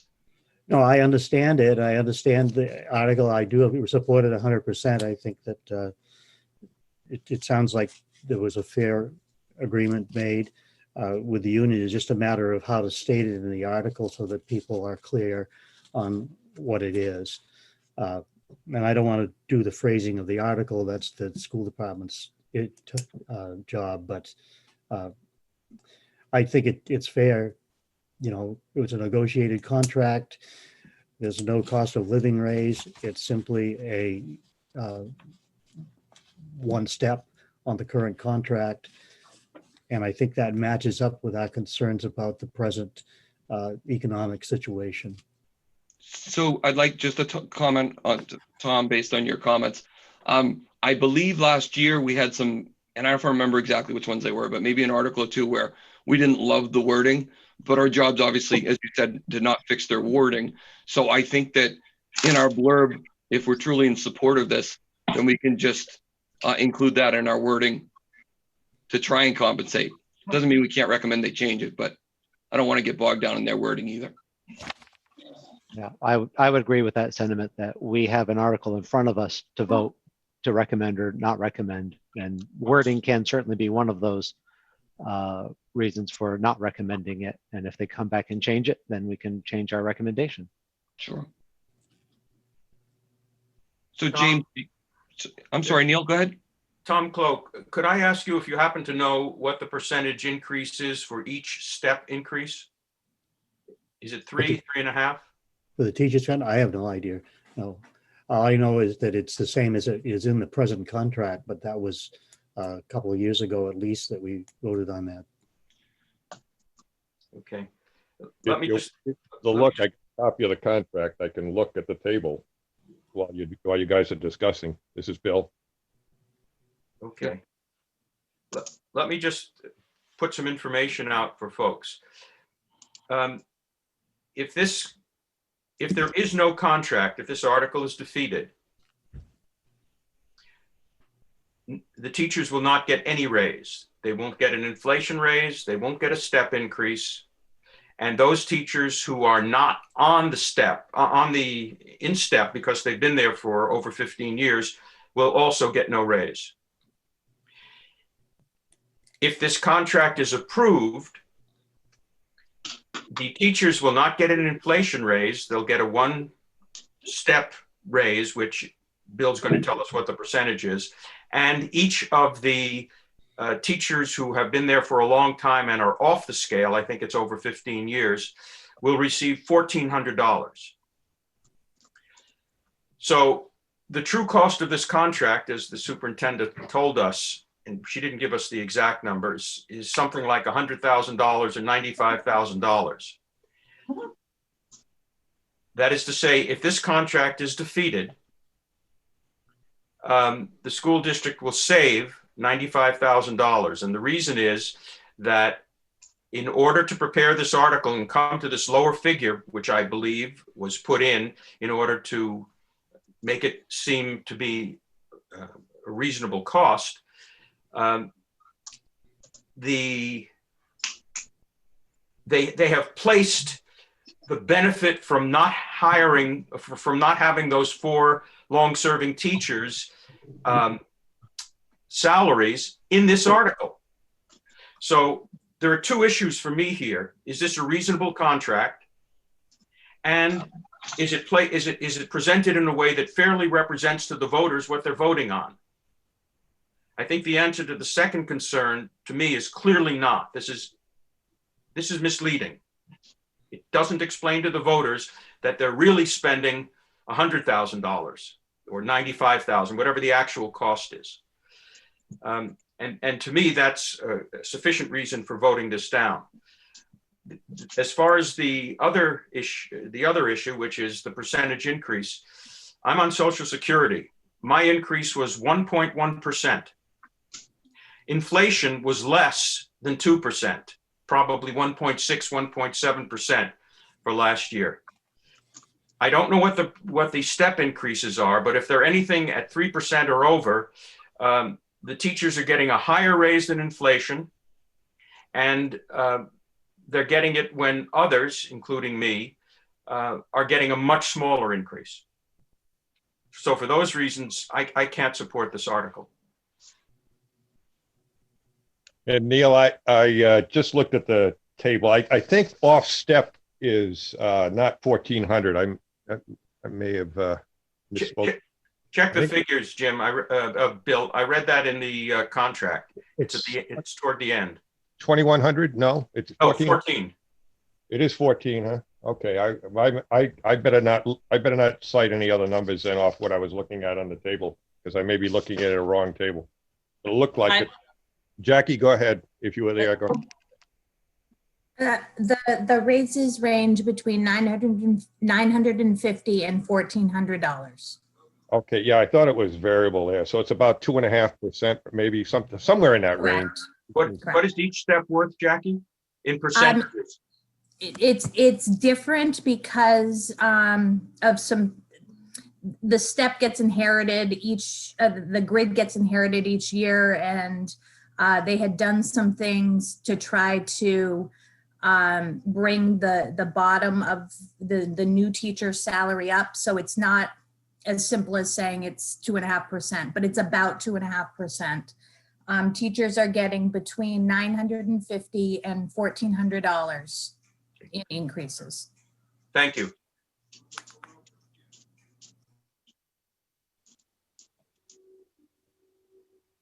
And So, sorry, I think Bill was going to speak. Go ahead, Bill.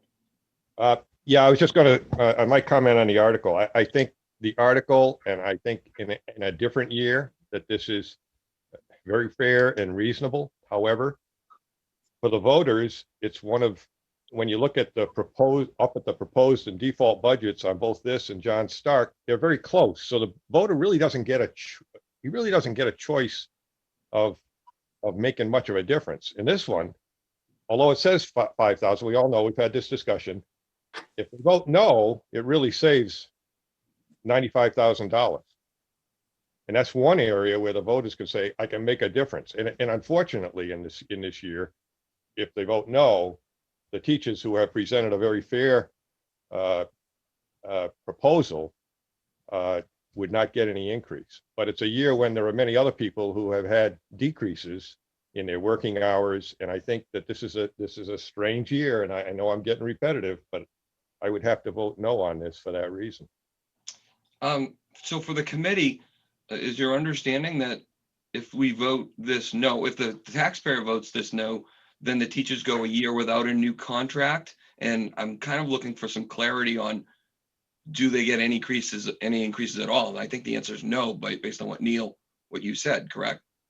Right. They don't get any increases. In fact, they have a small decrease because if let's say the guaranteed maximum rate for healthcare premiums, those who are participating, comes in at a 7% increase, they pay 15% of those premiums. So they would actually probably pay out a small amount because it's only 15% of the total premium, but that would go up slightly, as would our contributions. And we are already, I mean, even though the teachers aren't getting an increase in their paycheck, we are contributing as taxpayers to the increase in their pensions and the increase that they're going to for their health care that they get. So we are supporting them in that respect still. There's also the opportunity to, in the next contract in the next year, to bump them up 2 steps instead of just 1, or renegotiate some other increase that way. Exactly. I think that was done on the last contract. I may be mistaken there though, but I thought that was part of the last negotiation a couple I of think years. it's been done in the past anyway. Yeah. Jackie, I have a question related to the contract and the retirement. Does the teacher contribution also go up? Or just the school district's contribution go up for the New Hampshire retirement? In rate setting, just the employer contribution. So Okay. it does go up for the teachers.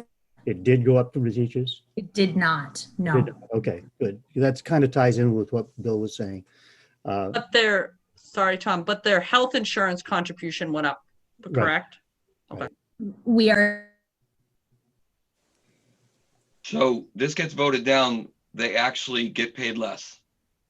Yeah, it's a small amount because it's only a 15% contribution to the premium. I understand, Bill. So I just want to make sure I was seeing it clearly, right? Right. And Comment? yeah, go ahead, Nicole. I consider teachers frontline workers during this COVID setting, and I think they deserve this increase, especially working and all this craziness with all the change and having to adapt this year. So I do understand everybody's comments on this, but specifically, they're frontline workers and deserve the increase. This is Leah here, and I happen to agree with Nicole. I think that they decided not to take a raise and just to do the bare minimum, and for us to turn around and, you know, tell them that they don't deserve it through all of this is a slap in the face. And honestly, I mean, my mom's a teacher. She was supposed to retire this year. She spent one extra year teaching because they were in such dire need. And I think that we keep kicking the can down the road with this school budget, and there's always a reason or an excuse every year on why we shouldn't do something for the schools. And, you know, taxes are part of life. Tax increases are, nobody likes them. But I think that, you know, we've got to give a little when it comes to the schools, because the only people that are, you know, suffering, and I know those that don't have kids in school don't care, are our kids. And I have one in school. I pulled one for homeschooling, but I still have one in the school system. But I just think that they deserve this raise for everything that they've done this year. This is Megan. I would just echo those same feelings that, you know, they are frontline workers. They have been doing a whole lot. Like as you know, they've been pivoting, like whether it's, you know, in March, it was like, okay, we're only going to be here for 2 weeks. And then it was the whole entire spring, and then recreating basically 2 lesson plans for this year so that they could have a lesson plan if they're remote, and then they have a lesson plan if the kids are there. And as Jackie in one of the meetings, or maybe both of them, I don't know, you know, stated, like, if we don't give them these raises, how many teachers are we going to lose? And it's not if we're going to lose the teachers. I think it's how many will we lose? Exactly. I agree. And we're already losing, what is it, 6 senior teachers for retirement, and who knows what their reasons are, you know, if it was before this or because of COVID. My fear would be, you know, how many teachers are we going to lose, and are we even going to be able to replace them?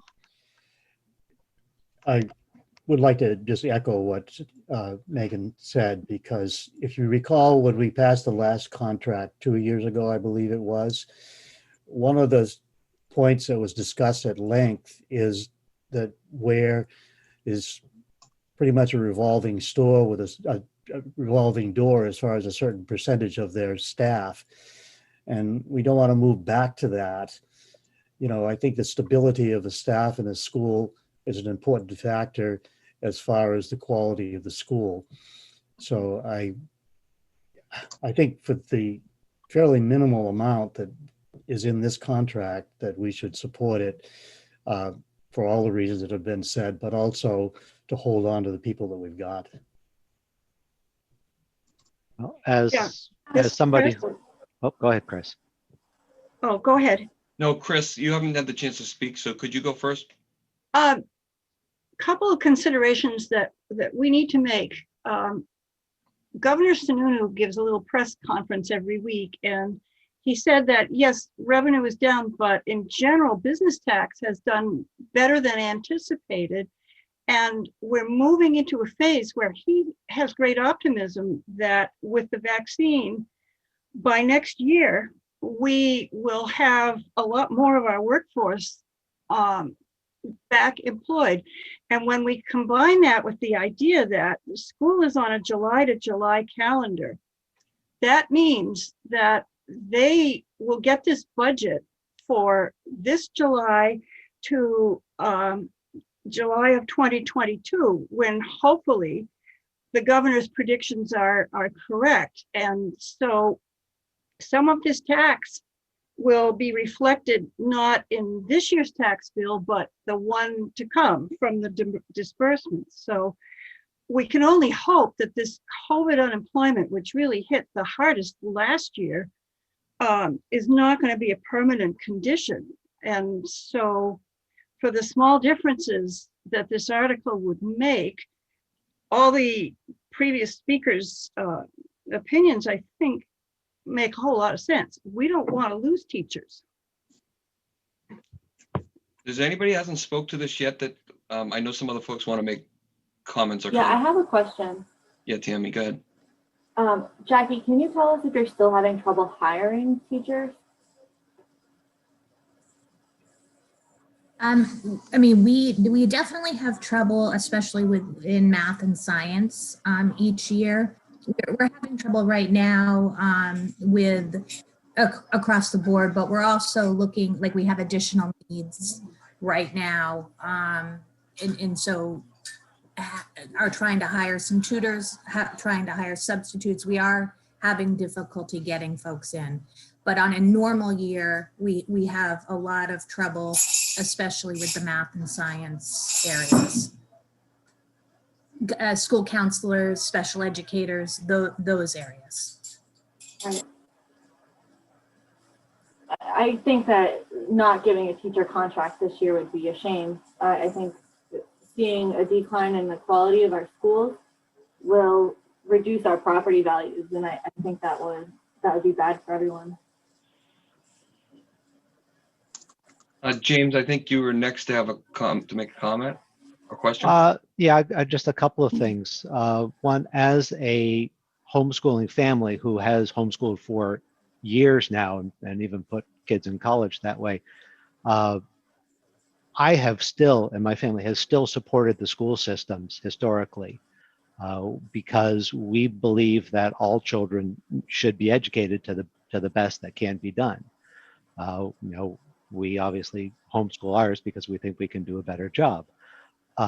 But we have still supported the schools through all the different budget processes. And those folks who were with us 2 years ago on this thing, last year and 2 years, I have voted to approve the school budgets. That said, this year was incredibly different with how things have happened, and where I thought things going into 2020 were going like gangbusters, that stopped, and it stopped dramatically. And as much as we would like to think that things are going to return back to normal fairly quickly in terms of the economy and everything, I personally think we're on a 3 to 5 year recovery plan to get to anything close to where we need to be, whether there's a vaccine or not. So I don't want to hold out hope for what might be. I got to go with what's happening now, and we make the best predictions that we can. I know that my income was down this year. I was very fortunate to keep working, but my income is down. I can't imagine that most everybody else got an increase this past year, and if they're looking forward to any sort of a serious increase going forward. So as much as I try to support the school system, I can't see those as valid arguments at this point, at this point in time. Yep, I like to give raises, but I don't know if I can this year. And to say that not doing it is a slap in their face, we could turn around and say, well, having a large increase in taxes is kind of a slap in the face to us too. So I don't want to get into the verbiage in that way. I don't see it as a slap in the face, but obviously that's my interpretation of these things. So it's unfortunate, but I don't think we can do it at this time. So I'd like to express my opinion. I am concerned about the wording. I think we talked about how we can address a few things in our blurb. My wife is a teacher. I lost significant income last year, enough to make most people pretty ill. Economy is secular. Good teachers are hard to find, hard to replace. There are bad teachers everywhere. We historically have underpaid our teachers in this town. I've been here for 16 years. And I believe that coming to us with an extension versus trying to renegotiate a contract was a great idea. I thought it was admirable, and I appreciate that. I do think that voting this down is somewhat of a slap in the face, given our history with teachers in this town. I have 2 children in the school system, not for very much longer, but I believe in supporting all the kids, regardless of whether they're mine. Excuse me. And so, I would support this article. I believe it's the right thing to do, and I think the net impact of this article, because we're going to talk about a bunch of others, is well worth it.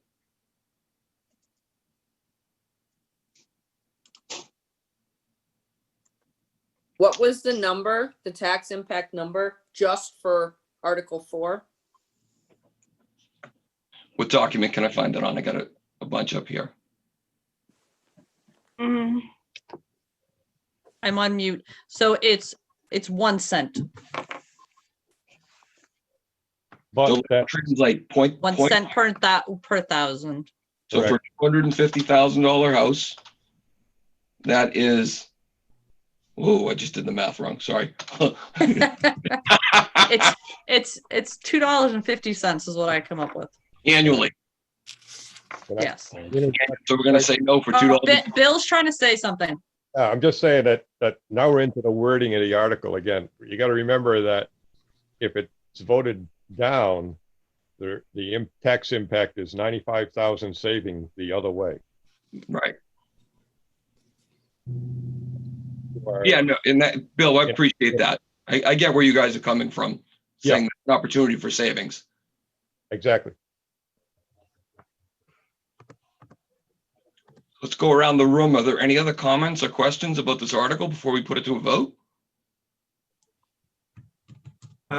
Yes, to put numbers to Bill's Bill's statement, it's roughly a $26.60 difference per $250,000 house. May I ask Chris a question, because she said something that I didn't understand?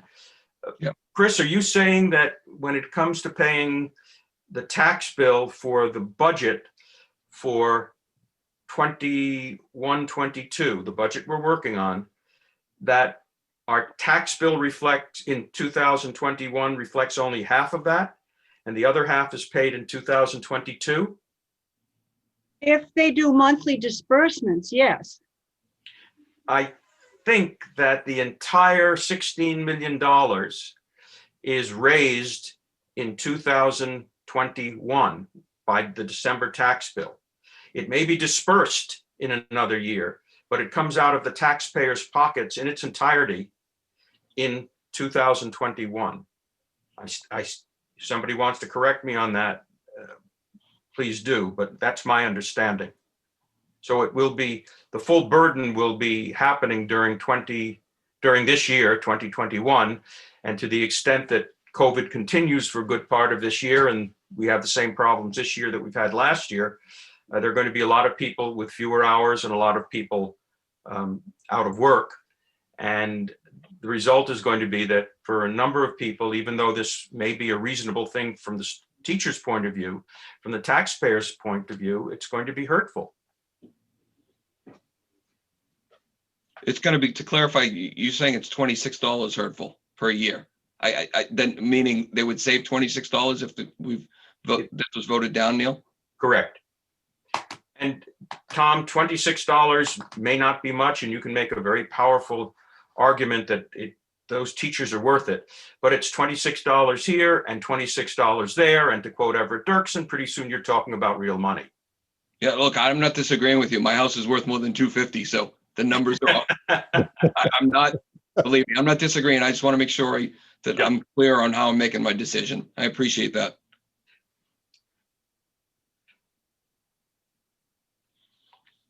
All right, so just one last call. So any other questions or comments before we put this to a vote? Okay, so we are voting on Article 4 for the Ware School District. All those in favor of recommending Article 4, starting with Tom Downing, I am a yay. Next, we have Megan. I'm a yay. Leah, Yay.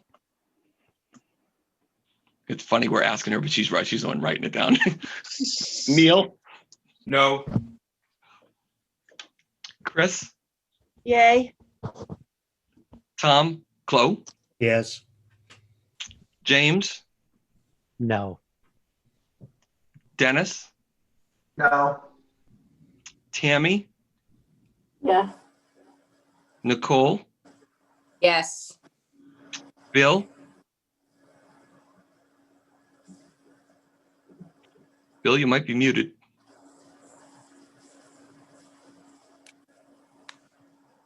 Bill? Did we lose him? Yeah, we lost him. Oh, that's Ran away. How can he write the? It looks like Rachel's on the call now. Rachel, you're on the phone? Yes, sorry, I was, time zones are weird. I'm in Wyoming. It's like 2 hours behind everybody else.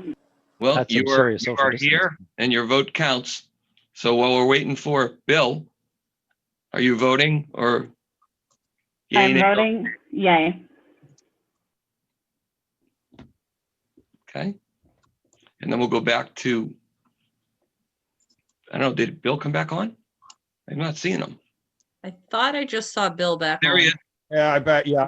I don't know what happened to me. I got bumped off there, you know. So Sorry. Bill, you're the I last don't- person. We just need your yay or nay or abstain. I gotta know, Okay. and I don't have the total count, but I'm sure Leah has it. I'll get it here as you recap it. Leah, whenever you're ready, floor is yours to share. Okay, we have yeses. We have 1, 2, 3, 8 yeses. And 1, 2, 3, 4 no's. Okay. So the motion passes to recommend Article 4. So now we're putting Bill, Bill in charge of an article he's not recommending. I'll play fair. You guys are all gonna look at it anyway and make it. I'm just teasing. So, Guys, I don't want to monopolize the conversation, so let me throw it out there and say, who wants to talk about the points that we share why we're approving for the blurb? I think Bill Tom, I think Bill has enough to write this without us going through the details. Why don't we let Bill speak for Bill, Neil? Okay. Does anybody have anything to share on the blurb that we think that maybe Bill hasn't captured? I think. Question? Oh. Go ahead. This is Nicole. I just want to make sure that there is clarification that it's not, yes, we're in agreement, but clarification of the numbers. yeah, here's what I was saying. I want to capture a couple points that I thought were mentioned earlier. Important to frame. This is frontline. They're frontline workers. I think I heard that. I heard that rehiring. I won't use the term slap in the face. I'm gonna either way. This is a slap in the face to the voters. No. Okay, rehire. That's over big. So, I think, and if I hope I don't get I hope I don't cut out. I think it's on my end here.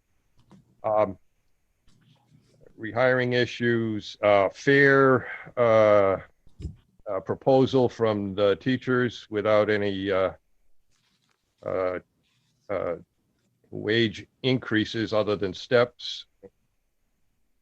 Yep. And the last thing, and tell me if you don't want me to put this in there, but I thought this is an opportunity in our blurb, if it doesn't get cited anywhere else, that if this is not approved, it is a $95,000 drop or savings to the taxpayers. Now you may not want that in there, but somewhere, somehow, somebody's got to say that. That's why I think the school district should rewrite the article to make it clearer. And because. No, if they don't, Tom, if they don't, then we put that in, then we're saying one thing to recommend it, but truly, Yeah. it would kill it. It's conflicting information. I'm not against saying that, Bill. I happen to agree with you.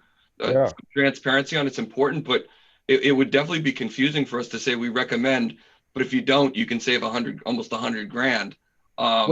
Yeah, but people have said to offset that, it's the importance of frontline workers. They're being fair in their approach to us, what they brought forward, and rehiring issues, the issues we've had in the past, that we want to recognize the importance that teachers have. And then you put that other thing in there, which, yeah, maybe to some people it would kill it, but they need to be informed. So And- Bill, I'm sorry. Yeah, and right now, I got to go by what the article says. And if they want to change the wording on it, we can always change it at delivery.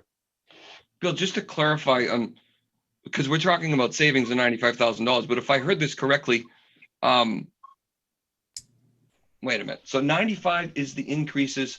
They don't pay that at all. There's right. I think I answered my own question in my head. If there was let's say there was no retirements, this article, no retirements of 4 well-paid, off scale teachers, okay? If Yeah. those people were staying on another year and that wasn't being affecting the budget, this article would read much like Stark's does, $73,000 for the same thing. This article would read, the cost is $100,000 to the taxpayer. Thank you. Because there are 95,000 coming off the boards, the article is only going to say, oh, it's only going to cost you 5,000. But is it really a savings because that money's automatically or already in the budget? That doesn't guarantee that the money comes back to the taxpayer, right? Exactly. And part of is why Article 3 was written the way it was. And then that one already we're recommending not to pass. Well, I'm still unclear on Article 3 of what is really in the salary line and how that we had a long discussion back and forth on that, and I'm still not totally clear on that. May Sorry, I? If I understand that discussion on Article 3, there's not going to be any savings because I believe that the salary is the same in the default as it is in the proposed budget. Maybe I'm wrong, but I think that that's the case. So, if it was only in the proposed but not in the default, but we already voted in the default budget with our recommendation, if people go that way with it. But I believe that when we had this discussion when we were on Article 3 a couple hours ago, that was in the default as well.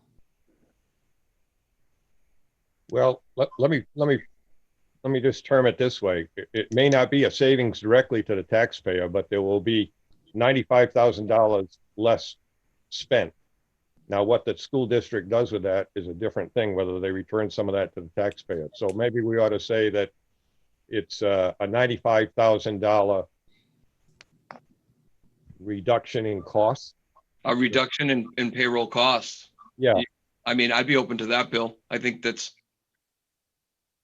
I don't know, depends on what everybody else says, but I like that. I think that would be more palatable. Yeah, because it doesn't directly say savings to the taxpayer, because that is probably inappropriate. But reduction in cost, maybe. Yeah, in net, it's actually net cost. It could, and Bill, it could, and I don't want to write it, for you and step on your toes, but it could result in an overall net salary reduction or salary expenditures, something like that of. Yeah. Okay. Is that enough to go on? And anybody else have any comments or I think so. concerns? And like I said, I think if at some point it's addressed differently in the warrant article, it may solve that whole problem.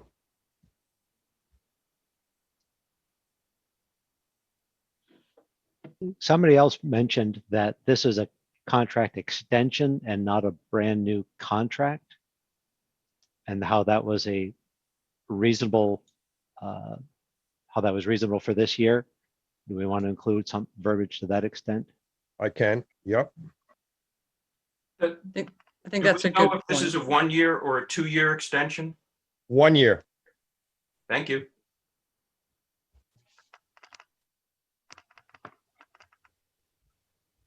I think James makes a really good point that we should definitely try to highlight that in the first couple of sentence maybes, that, you know, they understand, you know, the different situations that people are in, and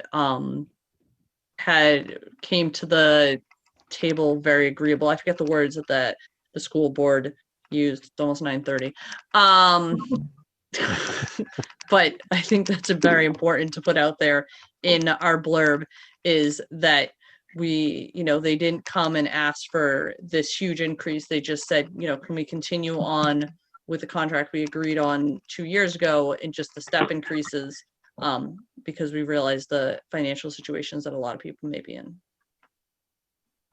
So, yeah, so in effect, it's like trying to get across to the people that the last contract, whether it was 2 years, I forget if it was 2 years or 3 years that they're on now, but it really in effect is saying, make believe the 3-year contract was a 4-year contract, is about what it amounts to. That we're just extending it out. We're extending the contract. And yeah, okay, I got you on that. We weren't asking for different increases within the steps or any of that stuff. Yeah, okay. I'll try to come up with something on. Thank you again for Bill for doing that. Okay, so let's Until you see what I write, but that's okay. I'm sure we appreciate the effort either way. So we're done with, if I'm looking correctly, we're done with Ware, but before we move to Stark, we'll do a time check. We're at 9:22. I think there are many of us that agreed that once we get to the 10:30 hour, that a lot of us are useless. So the likeliness of us getting to the town tonight is slim to none. And even if we did, we could just look at an individual article versus the overall budget. Before I tell any department heads that are on, then we're going to have to do this next week. I just want to make sure that nobody had any major objections. It just seems logical. I agree, Tom. Agree. Yeah, and for the record, it was Naomi's idea. I'm going to give her credit. She was being very considerate, and I hadn't thought of it yet. So so we'll do all of the town another night. So you talked about maybe one article. I just don't want them to get off and then you bring it up. Yeah, So, I highly doubt we're going to even get to an article the way we're going here. all right. We got to So do Stark. So, I How would about we say, agree, Tom, how about we agree that even if we blow through John Stark, that we're holding off on doing the town until next week? thank you, Megan. perfect. Good Okay. idea. All right. So Naomi, you're not going to log off, right? Because you're going to drop the call. Oh, no, I'll sit through it. Trust me, I'm doodling anyway, so. Okay, so obviously, as Ware took a little longer than we might normally have expected, but it's all good. Thank you to the department heads that were listening in. I'm not sure how many were on, but we appreciate it. All right, so Naomi, we had already pre-decided from our last meeting that our next meeting would be the 27th. So there's really no discussion on it. So, but if you want to if they already logged off, let them know. Thank you. All right, let me switch my screen here.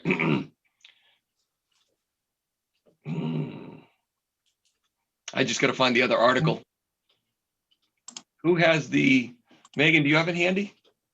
Yeah, I Stark? printed it. I can read it. Oh, no, here it is. Well, Got it? Well, it's still my turn anyway, so I'll read it anyways. Thank you. I got to drink my cup of tea my daughter brought me. All right, so we're on John Stark School District. Article 3.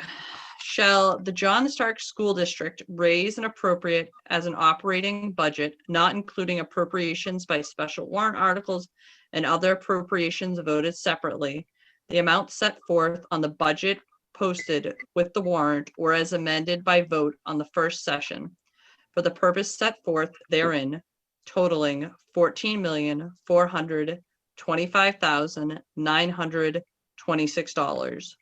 Should this article be defeated, the default budget shall be $14,424,398, which is the same as last year, with certain adjustments required by previous action of the district or by law or the governing body may hold one special meeting in accordance with RSA to take up the issue of a revised operating budget only. This warrant article is supported by the school board.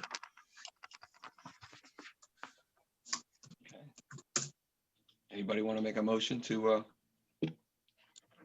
recommend? I'll move to recommend John Stark budget. Second. Second. James was first. Nah, nah, nah, nah, nah. Okay, so we open for debate. What I shared here on my screen is the overview. Can't seem to get the whole thing to show, so. Can you guys tell me if you can see it and is that helpful? Yeah, it's good. Okay. Anybody want to start the discussion or debate? I hope this is going to be faster than the other one, Tom.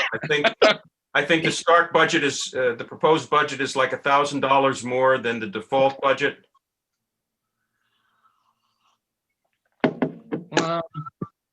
Well, I mean, is that the case? Yes, As 1528. Yeah. So for $1,000, I think it probably pays to have them not have to go through a reallocation of the default budget into the proposed budget and cut $1,000. They've done as usual, even in the face of a declining enrollment, they've done a pretty good job in budgeting in COVID times. So I think I certainly will be voting in favor of this. This is Bill. I would support this article because of it's only a very slight difference. However, in order to arrive at that difference, they have actually made changes to their budget to put them in line with what they're really going to spend. Otherwise, if you vote on a default budget, it'll carry forward disproportionate numbers in ups and downs from what they're really spending. So they've made ups and downs within their budget to arrive at this. So this more accurately reflects what spending will be. So I support it. I would also support it. And I would suggest that we move on with minimal debate because we're talking about 0.1% difference between the default and the proposed. You guys don't all like to debate? Question. Don't answer. Go ahead, Nicole. Can I still ask my question? Of course. Yeah, go ahead. My question is there anything in the proposed budget that a year from now would trigger a significant increase rather than if we approve the default? Does that make sense? Yes, that question makes sense. I'm not aware of anything, but I must say that I did not look at the budget from that perspective, but certainly nothing was said in the various hearings that Correct. Right. that something was going on like that. And that's what I didn't hear anything either. So I just wanted to make sure I didn't miss something or something didn't. No, that usually goes into a warrant article, and there is a warrant article that would trigger additional expense, but not in the operating budget. Thank you for clarifying. So Chris, are you saying that's not possible because of the way it's done in a separate article? That couldn't Well, possibly this happen? time around, I don't know from year to year, but this time around, they just didn't do it. Is this something we want to get clarification? Because Jackie's still on the call just to get the thumbs up. I don't see any harm in doing that. Jackie? There's no new programs or anything that I can foresee as an ongoing cost that would increase.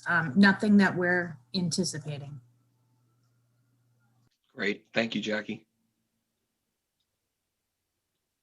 For the other folks, committee members, are there any other comments, questions?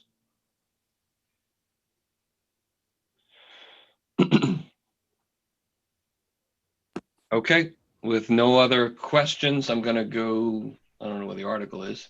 So we're going to put this to a vote, which is Article 3. We are voting to recommend Article 3 of the John Stark budget. And so we'll start with myself. I am a yay. Tom Downing? Megan?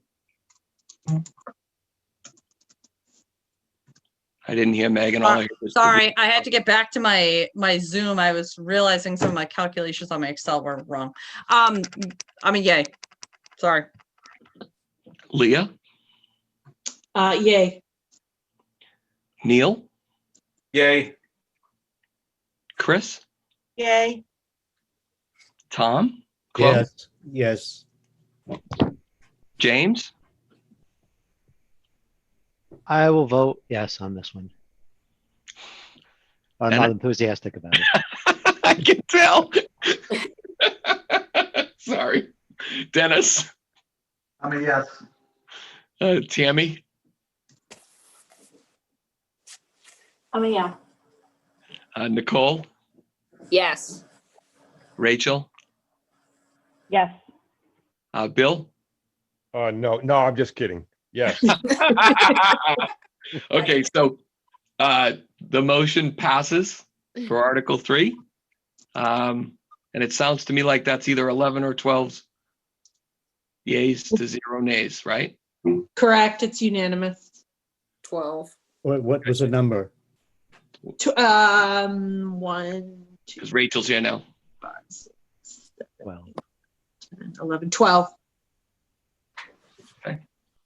Thank you. So, Bill, I think we kind of had, I think you even kind of talked to what the wording may be very, very well in this, which is it's really a very non-material or difference.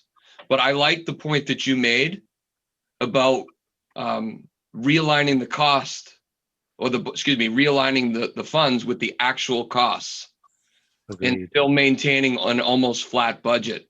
I think that's pretty much what you were saying, right?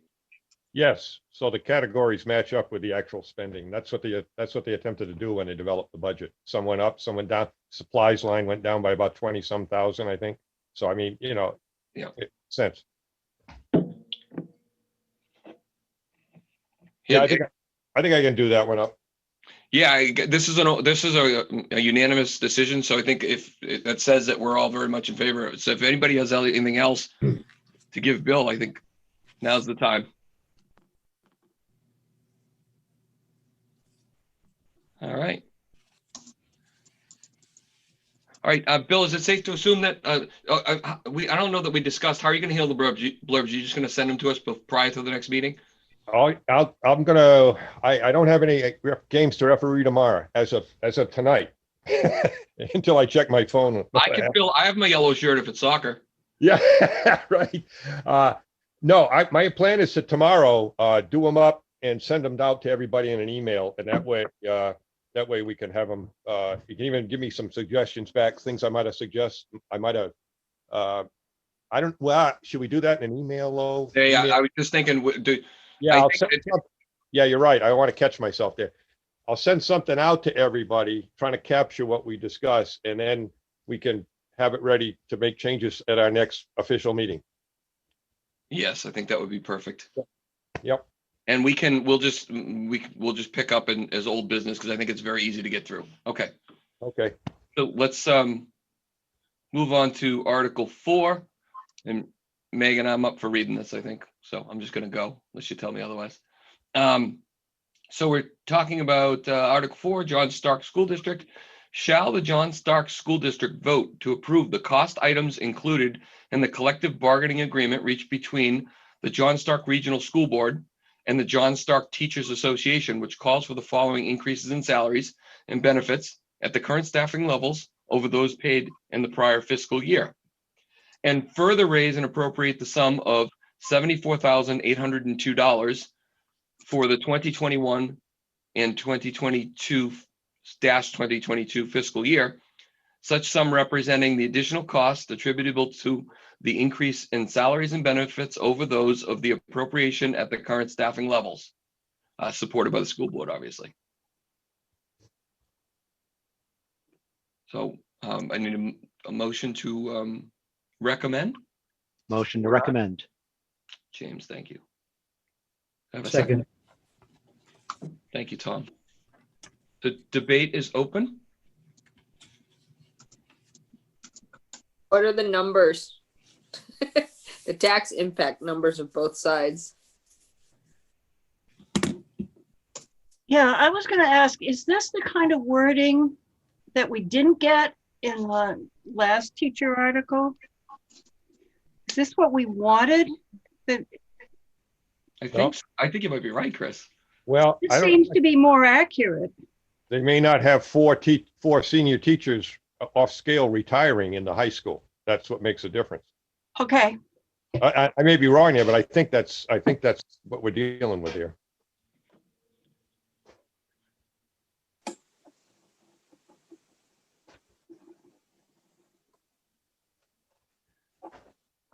One of the reasons I think, and I'm speculating, why the Ware School District did what it did was that they wanted very badly to have that article pass. And the lower the cost of the article, the more likely it is the voters will approve. I think that led them to do some accounting that was dubious at best. Instead of reducing the salary line in the budget by the reduction in staffing costs, they chose to take it here. And it really isn't appropriate to take it out of a contract renewal. I think John Stark is being much more open about what they're doing. I'm sure they're having retirements too, and they didn't take it all, whether older staff or younger staff, I don't know, but I know people are leaving. They didn't take it to reduce the 74,800. So there's a very different philosophy between the two school boards as how to deal with basically the same issue. I applaud the Stark board for being upfront with the cost of this contract. Is Jackie still on the call? Yeah, before we go to Jackie, Bill, if you don't mind. Yeah. Yeah, I mean, Neil, you're saying dubious, but it appears that the 5,000 represents an actual cost. Does it contain all of the information? We all agree that it doesn't. No, there's no benefit to saying dubious. That's just they chose to put the actual cost, and I don't think that that's appropriate. But Tom, it is not the actual cost. That's the point. The cost Okay, of the contract is $95,000. It turns out that the salary line ought to be reduced by $95,000, irrespective of whether Article 4 passes or not. Okay, you know what, Neil? We're debating an article we already voted on. You're right, Tom. Let's not do that, Yep. please. Bill, No. good. Question with Jackie was the process different between the two school boards to come up with a different number in the warrant? I don't know that. I'm just assuming that it's apples and apples. It sounds like it may have been apples and oranges. I don't know that. It is apples to apples in that the negotiating team from the board side does, having worked with them before, they have factored in retirements in the past. We do not have retirements from John Stark that we know about. That is a difference between the two contracts. The Ware teachers, the notice is much earlier for when we need to know somebody's retiring than it is at Stark. And so we need to know by the end of November. When we started negotiations with the Ware teachers, we started those in the summertime, and they agreed ahead of time. The two sides agreed ahead of time about having the retirements get attributed in the warrant for versus the budget. Again, we do not have retirements to offset. That doesn't mean people aren't going to retire. We don't know about those folks yet. Okay. Somebody asked about the cost. I calculated about 8.4 cents per thousand. I agree, Tom. That's $21 on a house.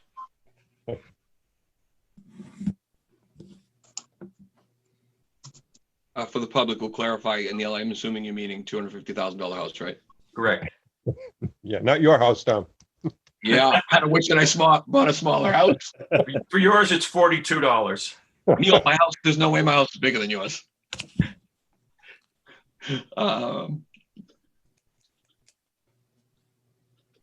So I got to be honest, this is when I was kind of relying on the committee to help me, understand a little better. I stand in the same position where I believe in supporting the teachers, whether it's elementary or, the high school. So I tend to lean in favor of approving this for that reason. But I am very much interested in counter arguments, as you probably can remember. Well, this is Bill. I won't reiterate the reasons, but I will vote no again for the same reasons that I talked about the weird contract. But I don't think there's any reason to belabor that point. And I'm sorry, can I have, I'm sorry. I think it was Neil. Neil, can you reiterate that number again for the tax impact? Tom calculated that the tax impact was 8.4%. I agree. 8.4. No, I meant the dollar amount. The dollar amount was $21. It's actually $20.99, but call it 21. Okay, thank you, Neil. Just to clarify, I said 8.4 cents per. Yes, not percent. Not percent.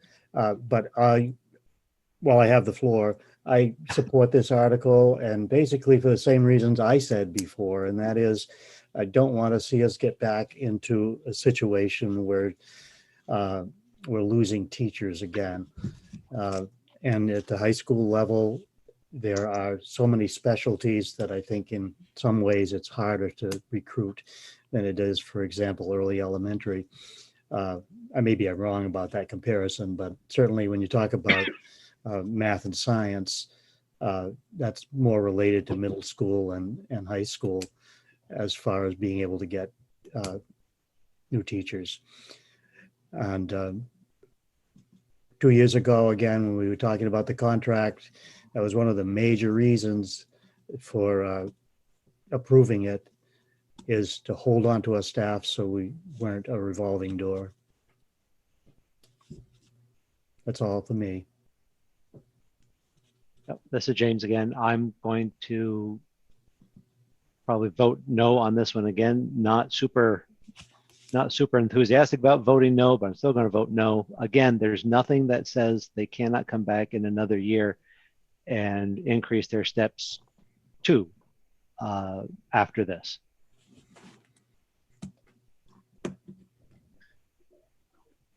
That's one of the beauties of collective bargaining.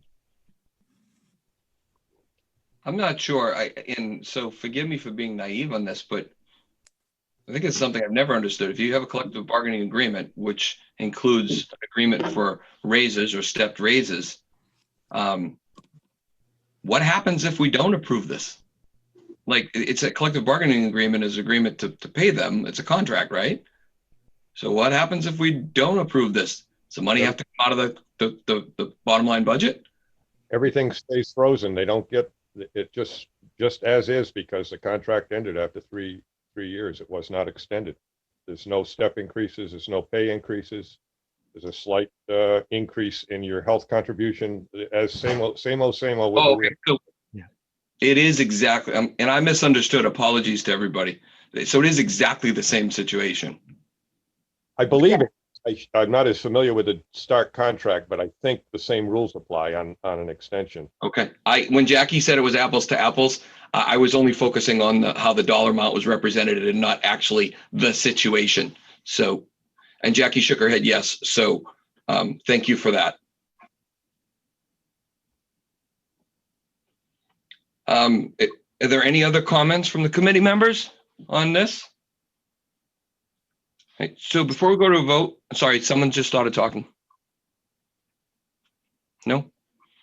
I want to make one other point that I didn't in the WARE article, which is I have two teenagers, as I shared, and they're completely opposites from each other. But the challenges that they're seeing with remote and hybrid. It's consistent between the two of them. And the reason I'm sharing this is because what I've found is this remote and this COVID situation is unbelievably taxing on everybody. Our children, us as parents, and the teachers. And so when my children come to me and say, I'm really frustrated with this teacher, or whatever crazy way they say it to me because they're teenagers, I say to them, imagine how your teacher feels, how hard it is for them building lesson plans for kids that are remote. As I said earlier, my wife is a teacher, and my wife spends more time. I mean, sometimes when it's IEP season, it's like getting a divorce. The amount of time that teachers spend at night, good teachers, and I do believe we genuinely have good teachers. That time, I cannot imagine how much more that's increased with having to teach remote and in class, and worry about their health, be prepared for whatever the classroom setups are and the new processes. I think I would bet my life that they're working way harder than they are this year than they were last year. And that's from personal experience. I've been on conference calls with them. I've seen the frustration and the challenges. It's so concerning. And there's not a lot we can do about it, but all I've seen is the majority of even the teachers, even in social media, they're just trying to help our kids and do the right thing by our kids. And they're working hard to do that. And I think overall, they're doing a really good job. And for the same reasons, they're not chasing significant increases and want to renegotiate contracts. Those are just some more reasons why I would support this. I just thought I would share. And to add to that, Tom, this is Leah. As you can attest to, that teachers have spouses or partners that have lost significant hours or jobs. So they are living the same that we all are. And I think sometimes we forget that.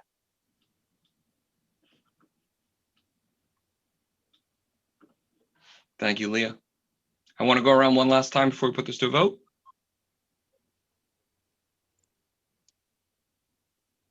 Okay, with no other comments or questions, we're going to vote on recommending Article 4, the Stark School District. I will start with myself. Tom Downing is a yay. Megan Thelen, yay. Leah. Hold on. Yes. Sorry. Neil. I can only multitask so much. I'm sorry. Neil votes no. Chris. Yay.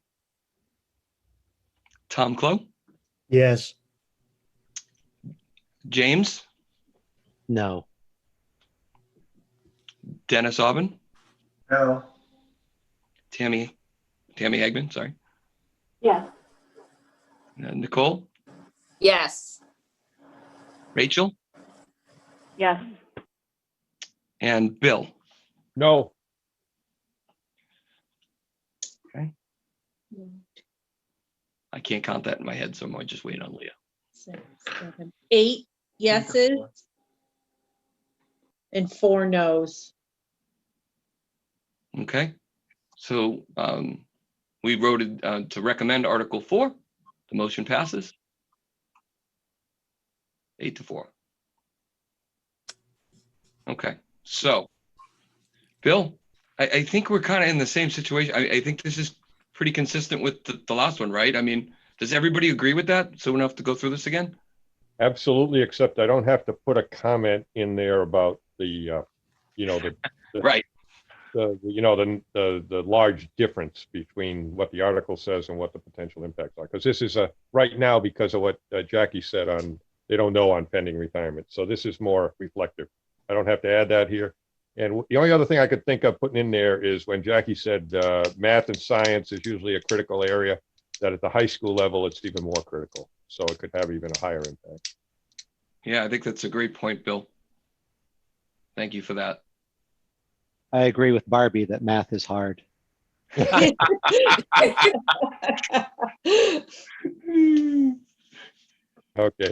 You said that enthusiastically too. I got it. Okay. So we are done with the Stark School District.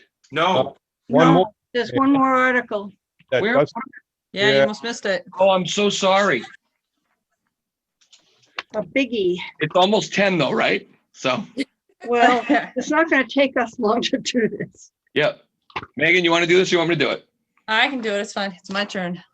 All right. Article 5. Shall the John Stark School District vote to authorize in accordance with RSA 198-4-B- Roman numeral 2 indefinitely until rescinded to retain year-end unassigned general funds in an amount not to exceed in any fiscal year 5% of the current fiscal year's net assessment, allows the expenditure of any amount retained after the school board I can't read now. School board first holds a public hearing and further requires the school board to include a report on the retained fund balance in its annual report to the district.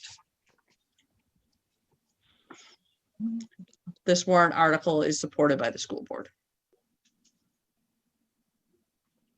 A motion to recommend. Motion to recommend. Second. Anybody? second. Was that Neil with the second? It was. Okay, thank you, Neil. And still is. Okay. So we're open for debate.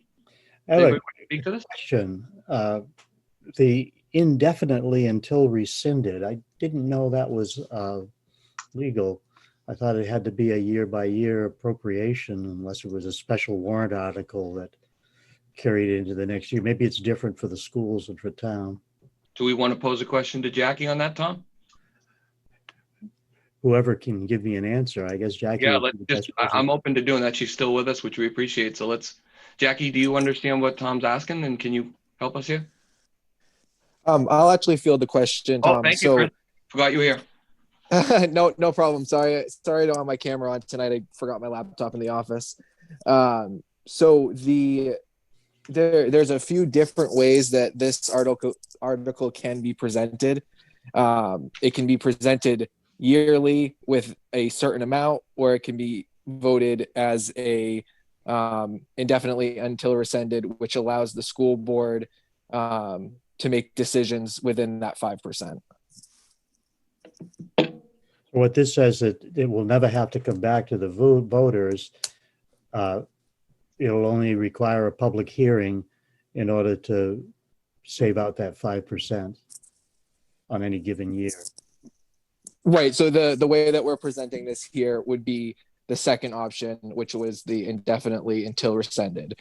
So in any year, every early in the year, so July or August, I as the business manager would present to the school board the amount that 5% would represent, and then they would then make a decision on the amount that would be retained with the closing of the books. So they could do 5%, they could do 0%, they could do 2%, anything within that percentage. And then again, in order to utilize those dollars, we'd have to do a public hearing. I have it in my notes from the presentation that right now that would be $450,000. In Megan's spreadsheet, it comes out to be $489,521, almost $500,000. Yeah, so that's an updated figure because the presentation was earlier. Okay, but the point is that that's a 37-cent hit on the tax rate. Yeah, which well, is and the point is, I think that any year it's going to be a different number. So we're not approving a number, we're approving a practice if we approve this. But the way the spreadsheet is set out and the way we're going to be taxed, according to Megan's sheet, and I think it's probably accurate, This is a 37-cent hit on the tax rate. Yeah, I'm not disagreeing with you. I'm just saying that this number, we have, it's an unknown number in the future.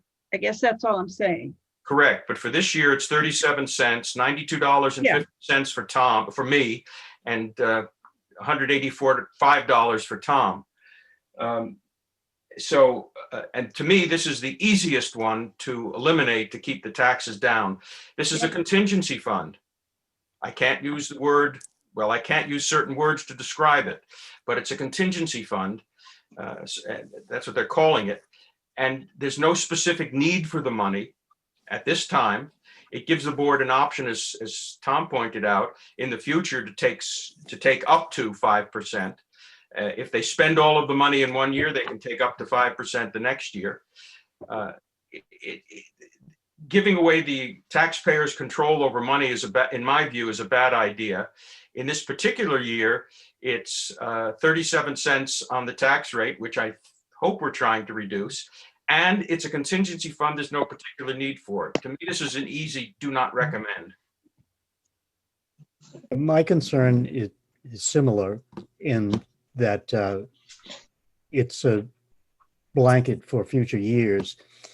In the past, when there have been articles such as this, they've often been related to a specific purpose as well. For example, shall we have 5% of whatever surplus there is, or however it was worded, to be placed in such and such a fund for capital improvements, something along that line.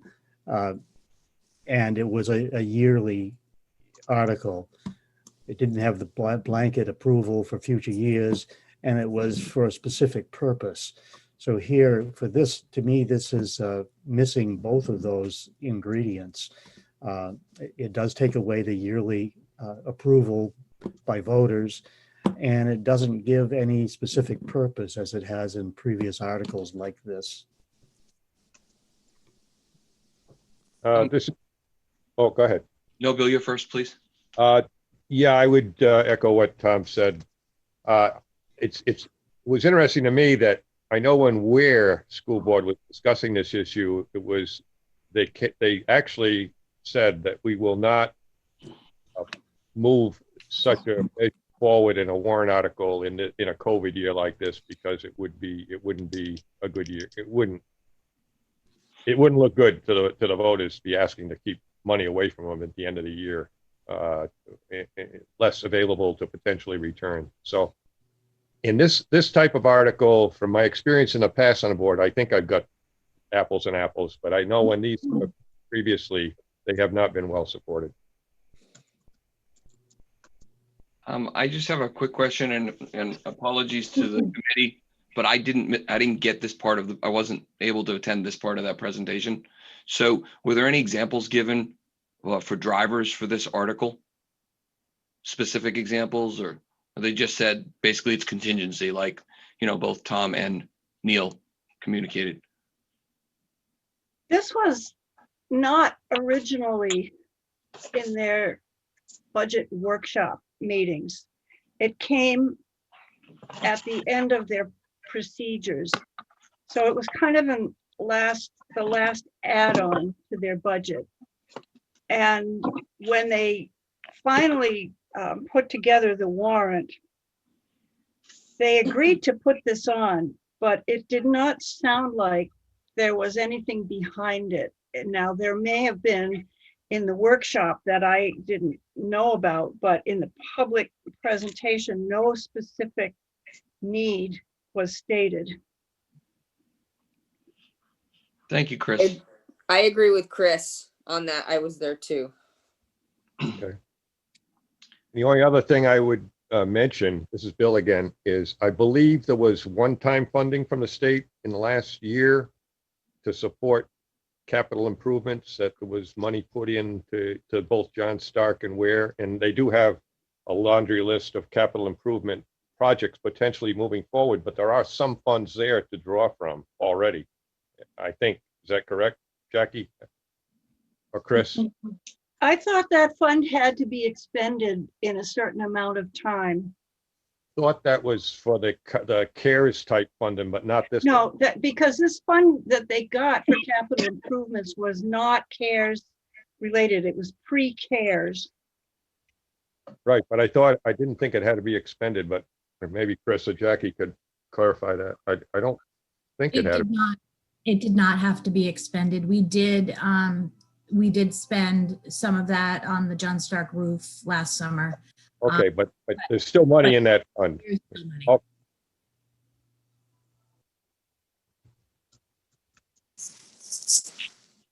Thank you for that, Chris and Bill. That's very helpful. Is there anybody else that has comments, questions, debate on this?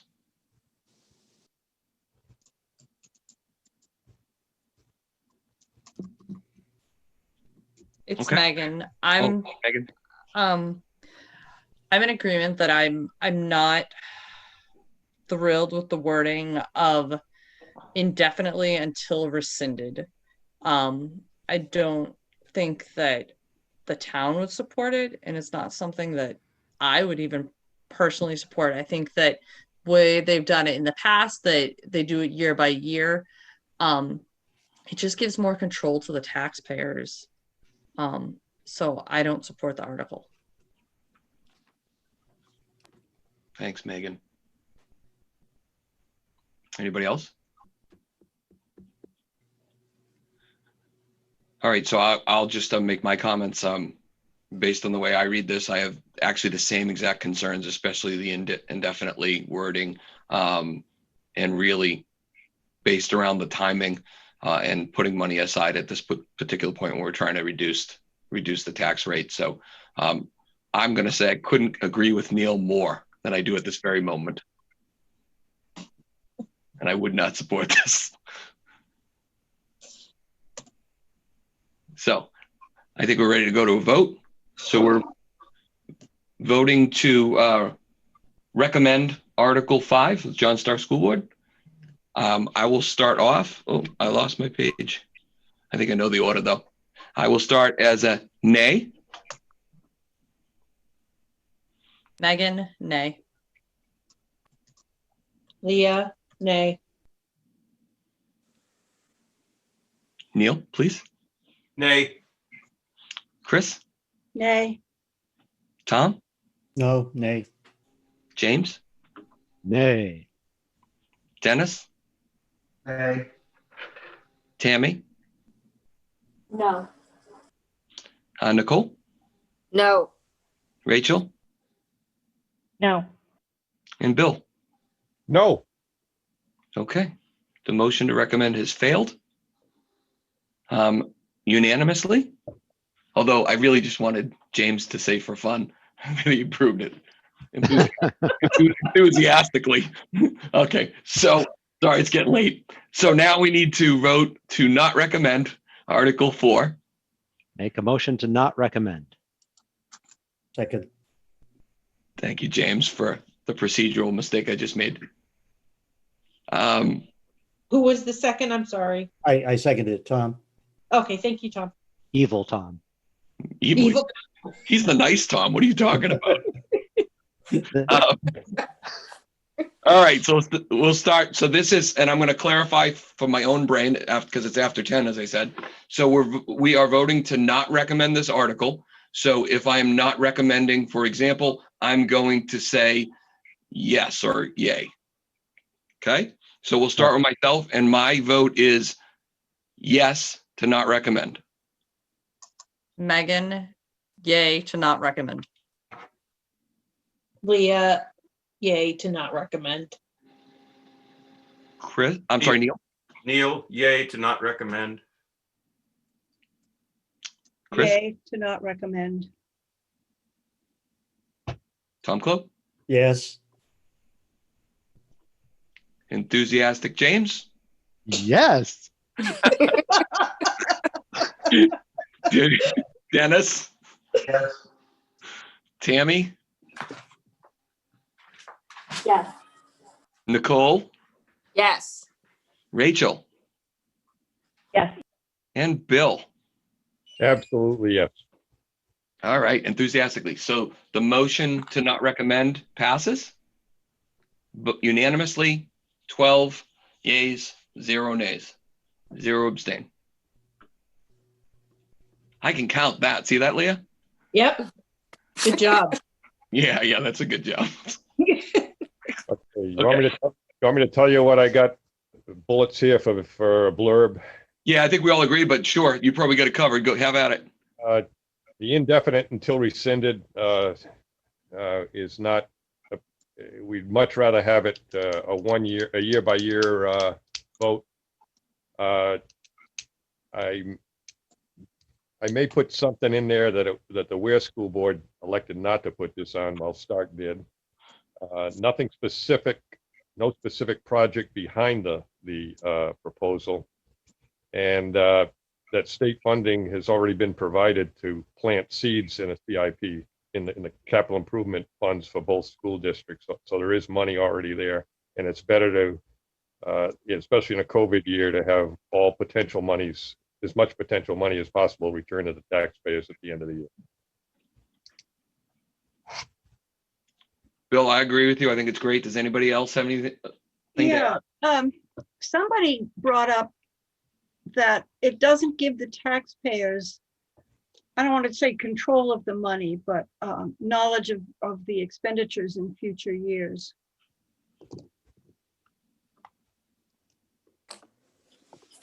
It doesn't give taxpayers decision power in Thank you. future years. Yeah. Thank you. You're welcome. A public hearing is a bit of a different thing than voting on the warrant, so. Yeah, That's a I mean, good they way have to do it. control over how it's kind of spent, but they don't have control over whether it's actually kept. If that makes sense.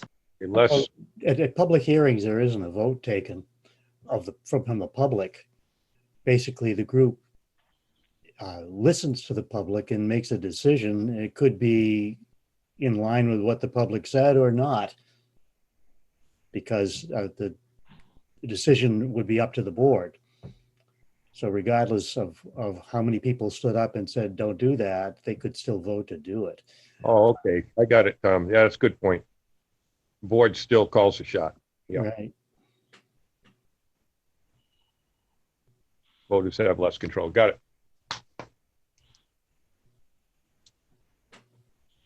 Are we good? Any other input for Bill? Excellent.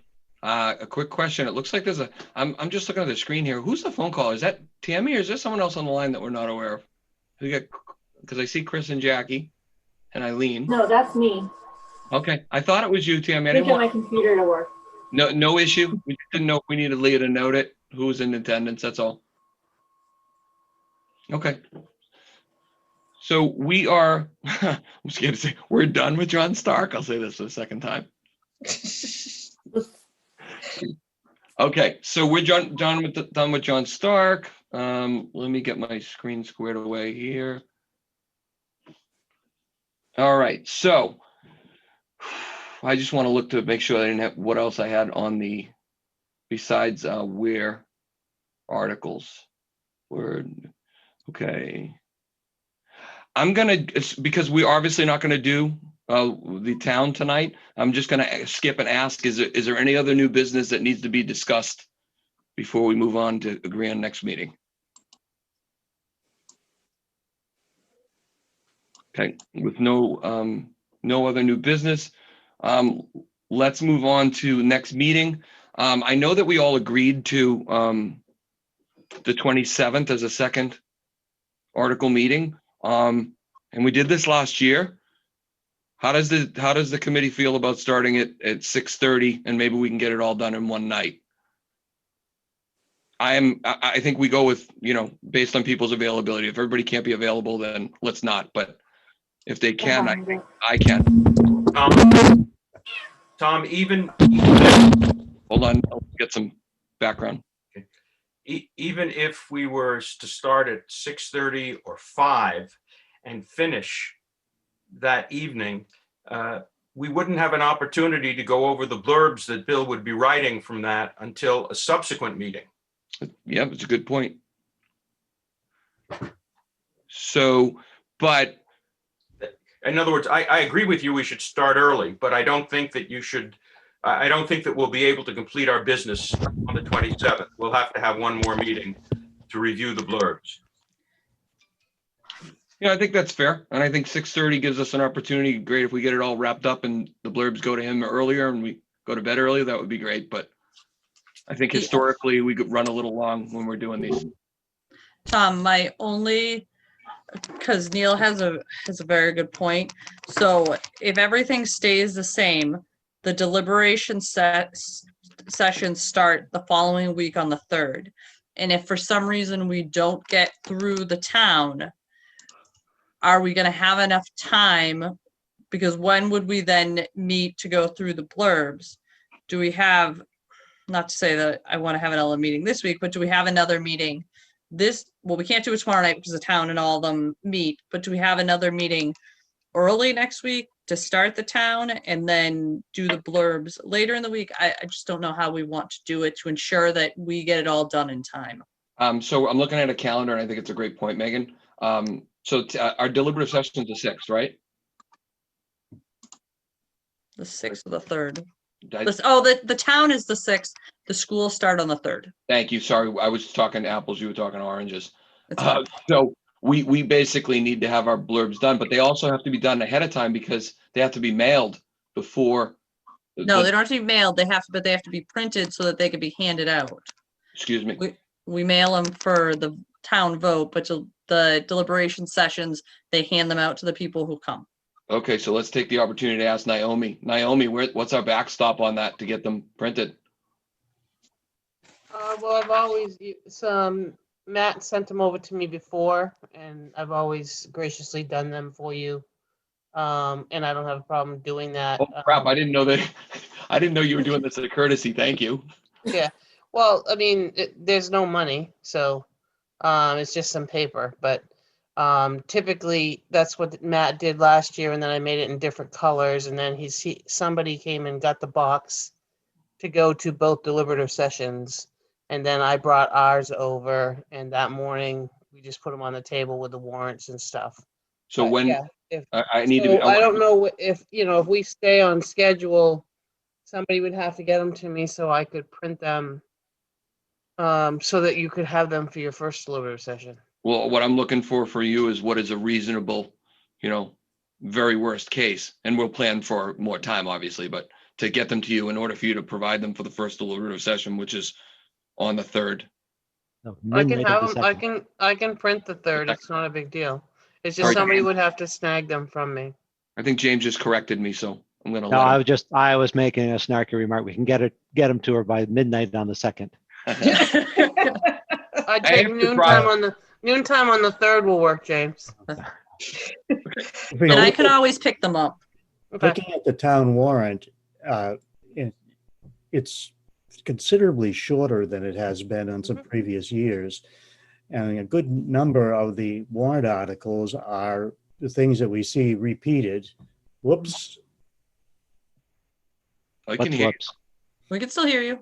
Oh, I've suddenly gone to post-Zoom attendee forum. So sorry to leave like that, but I'm in the background. I'm just saying that if you look at the number of articles and you figure the first 8 are all planning board that we have nothing to do with, we should be able to move through this a lot quicker, even though, there are more articles, but there are so many that are basically the same as previous years.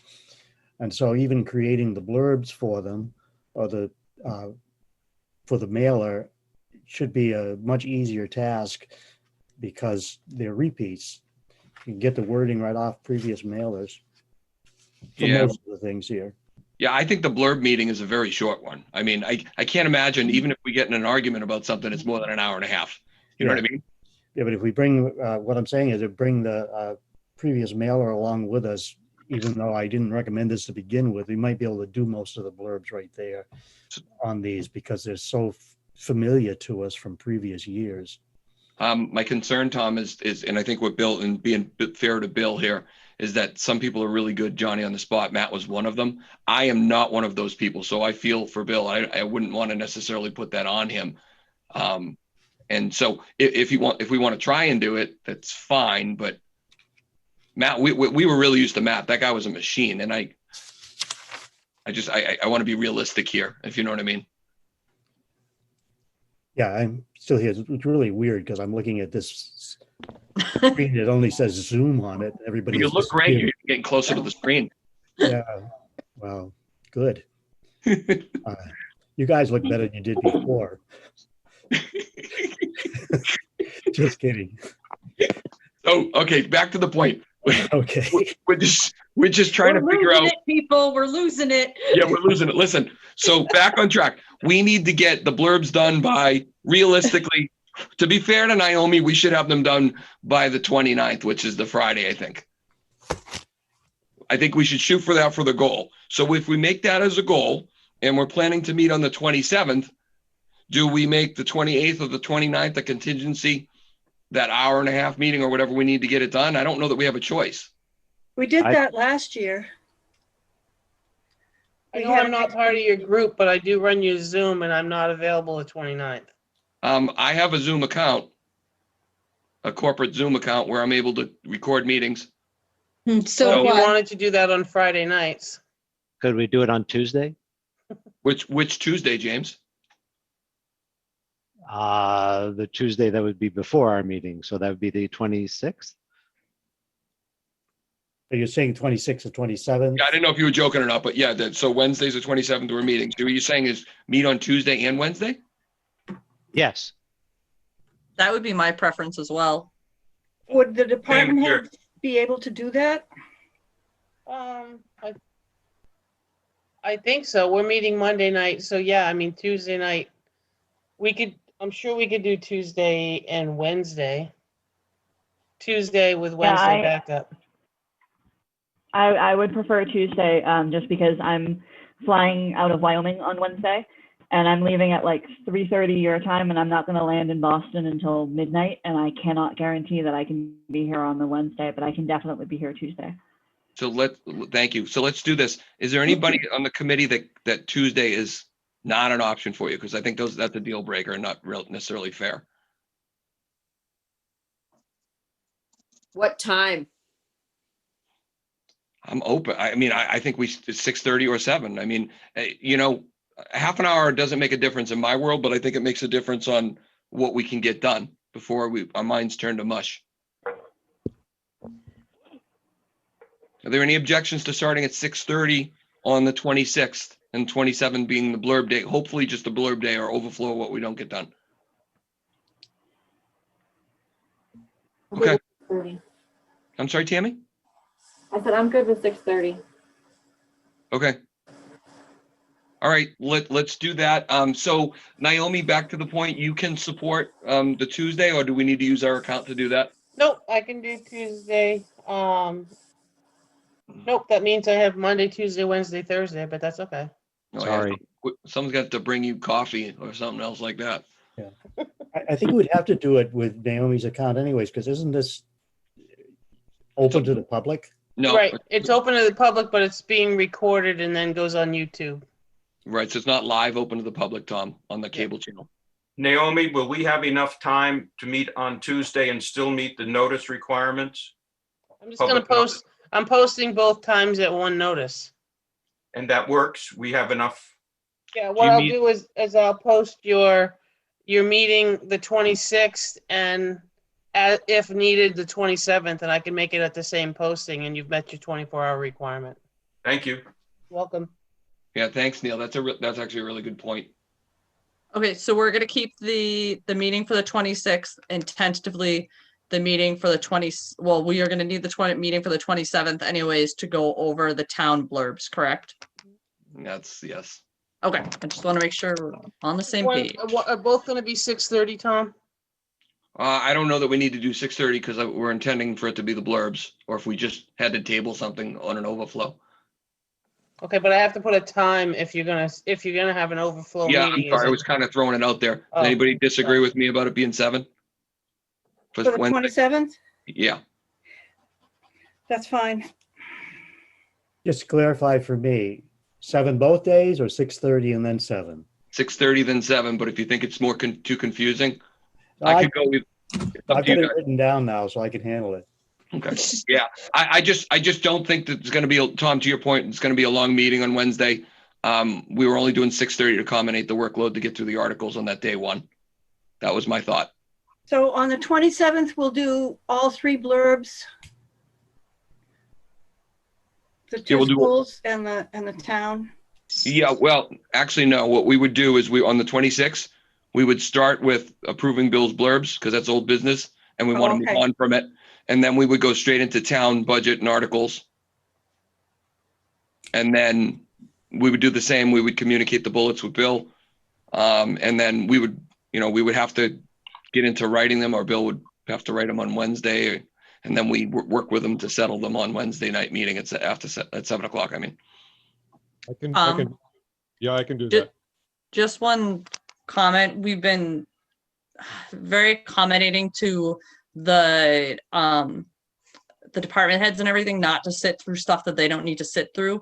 Maybe we think about doing the town vote, and then if we have time, doing the blurbs, just in case it does take a while.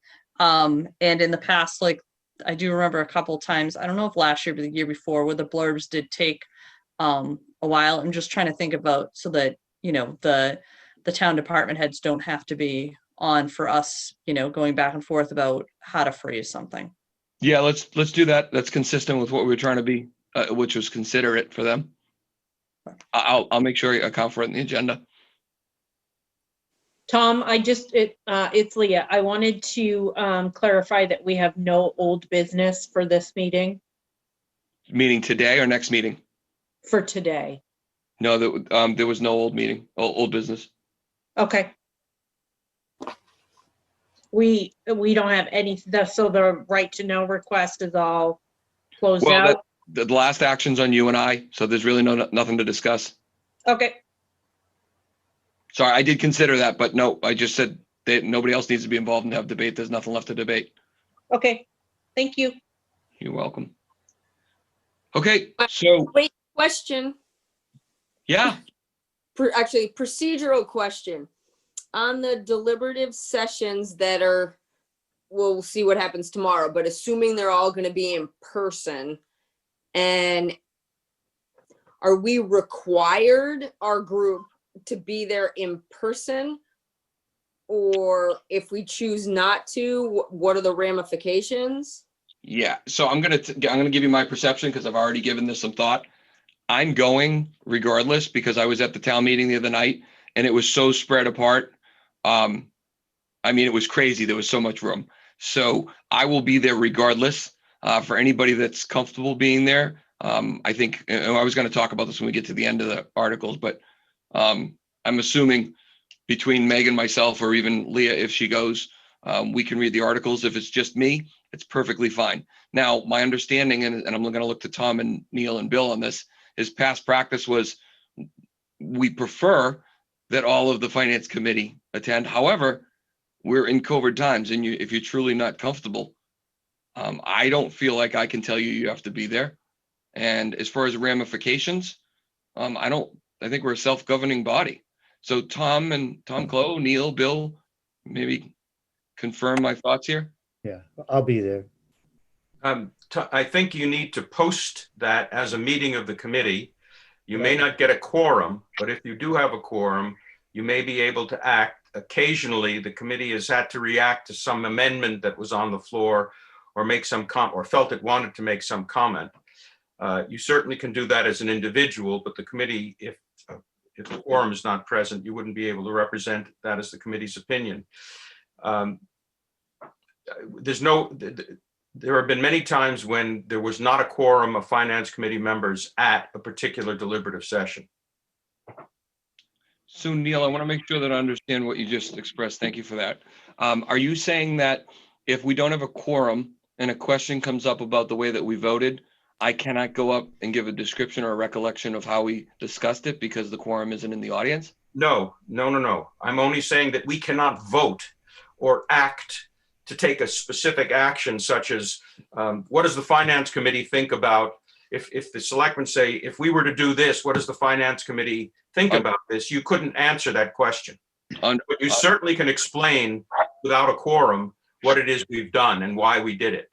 Okay. And is that something that is, has come up in years past? Has any of you experienced that where that was necessary? Well, yeah, past practice, if an amendment passed that had a financial impact, finance committees would huddle in the corner and come back and say, this is what we recommend.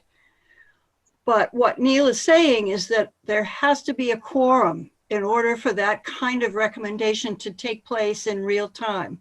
Otherwise, we have another meeting after the deliberative and we talk about the amendment. Understood and completely agree based on my understanding of a quorum. So I don't know that, okay, so I appreciate that. I don't know that we can affect that. I'm going to say what my ask is for you all is by the next meeting to please make a decision whether or not you're comfortable or not. I can tell you about what the setup was there in the gym, the Ware Middle School, which I think is our biggest open facility in the town. It's an oversized gym. The tables, all of the chairs were spaced in any direction, at least 6 feet apart. It was very far in the middle of the gym floor. And then they still will have the bleachers. And so in terms of capacity, I don't know that we've ever had more than 60 or 80 people in a deliberative session that I've been in the last 5 years or so. And I think that's the reason why they did it after talking to Naomi. And as far as the school deliberative sessions, the Stark School one I was in last year, there were 3 people in the audience besides the finance committee members. And to tell you the truth, the selectmen meeting the other night, the public hearing, I think there were maybe 10 citizens, taxpayers there. So I'm just sharing that with you all as you make your own personal decisions about going.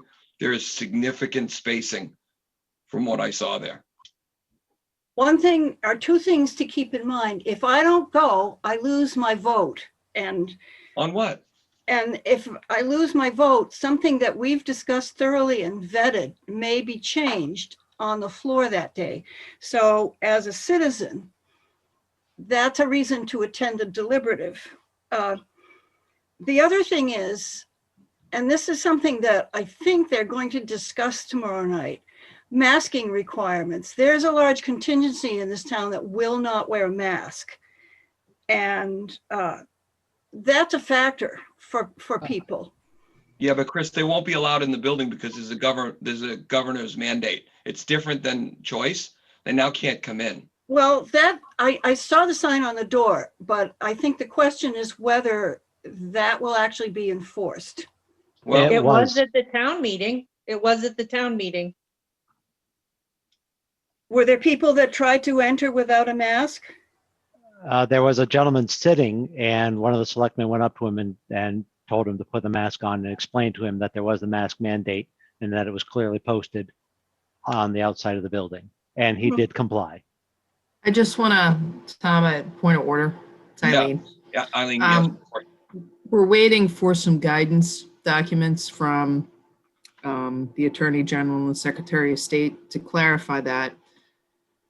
Because when it comes to polling places, it's regarded differently than government municipal buildings at other times. So I'm waiting for some clarification for that. So that question is still not fully answered. So I just want to clarify that to your point, Chris, that, but I can tell you that that is one of the factors that will be discussed tomorrow night, and that we're actively taking steps to really think about in terms of moving forward. And so I just want to clarify that one for the record.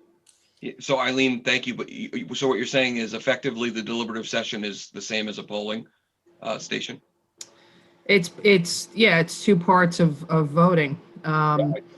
One is the deliberative session, the second is the actual vote. And so, in other communities where they do it all in one sitting, we break ours out into 2, but it's still part of a voting process. There's voting that occurs in deliberative sessions, warrants, can be changed drastically in deliberative sessions. And so it's considered a two-part process of the voting.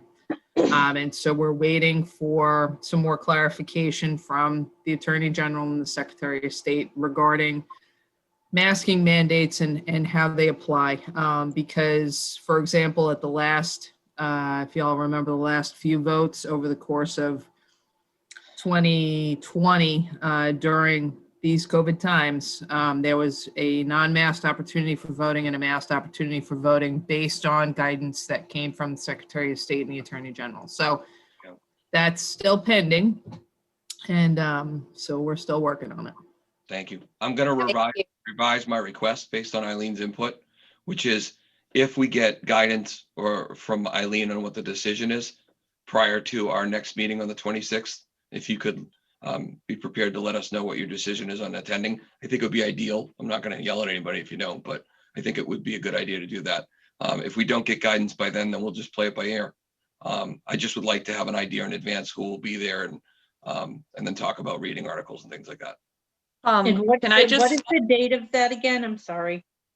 I'm pretty sure it's February 6th, right? Yeah. the town is the 6th.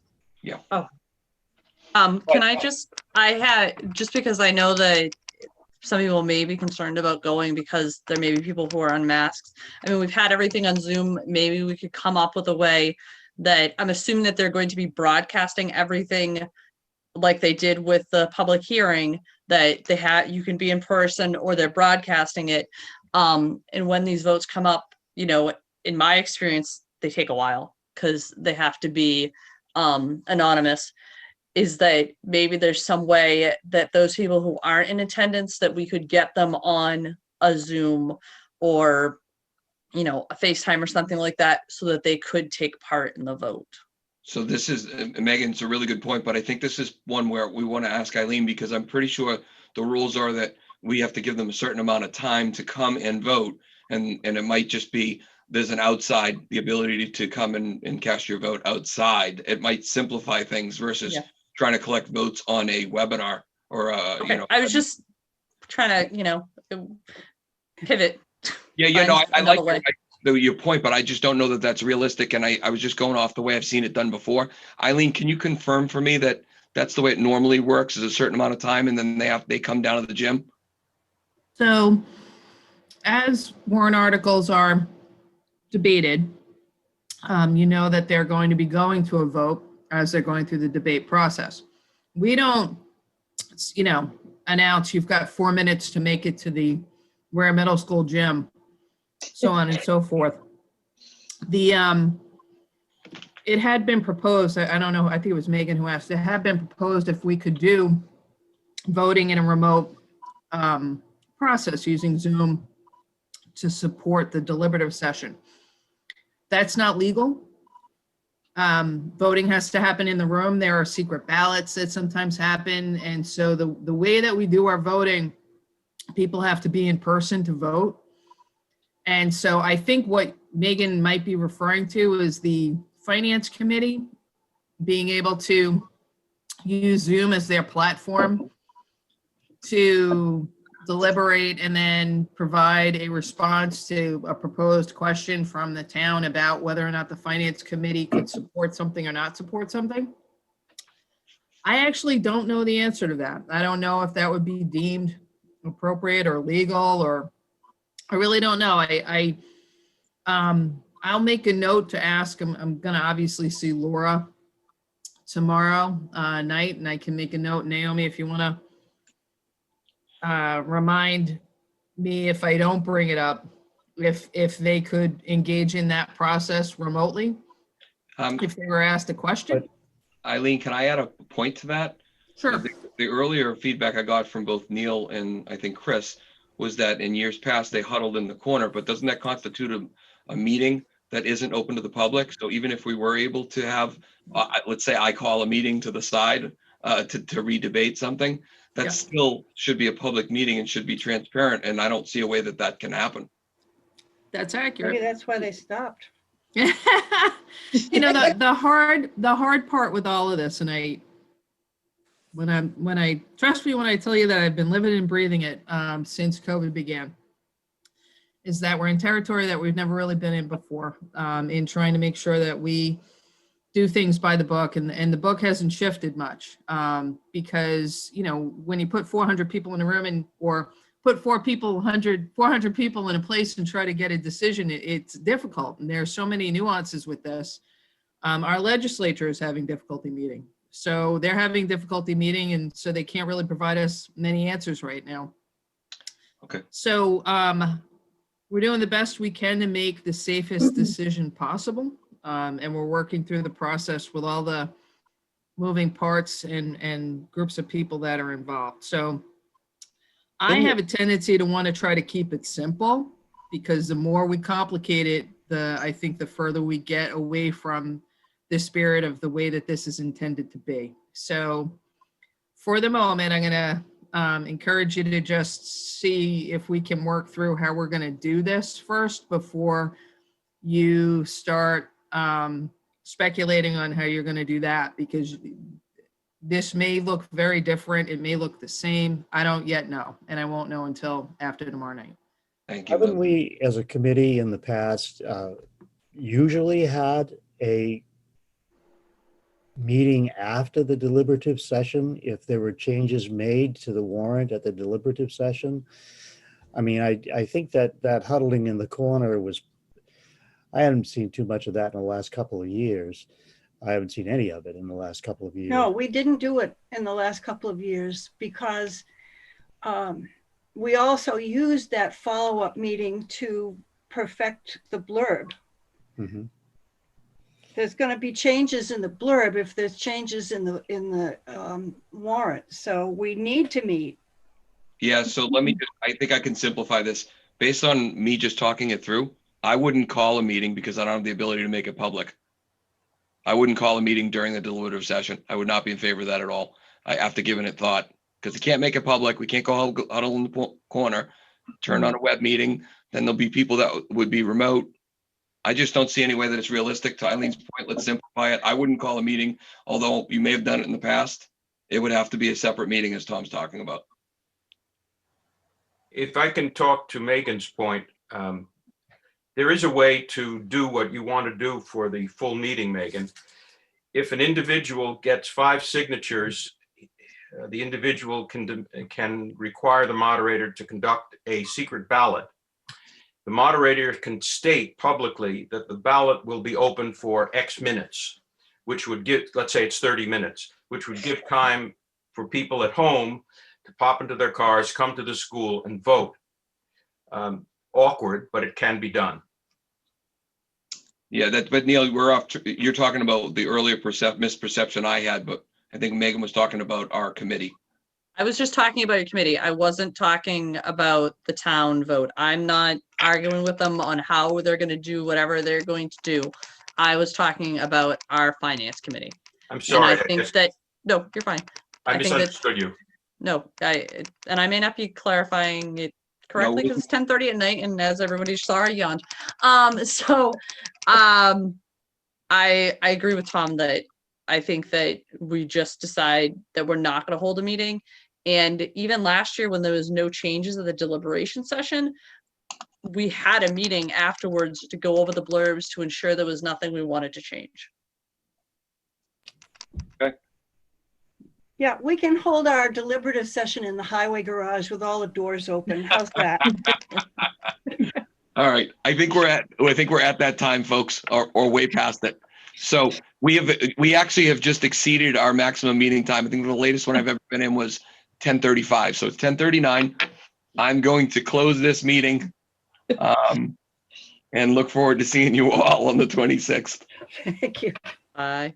Have a good night. Good night. Bye, everyone. Bye.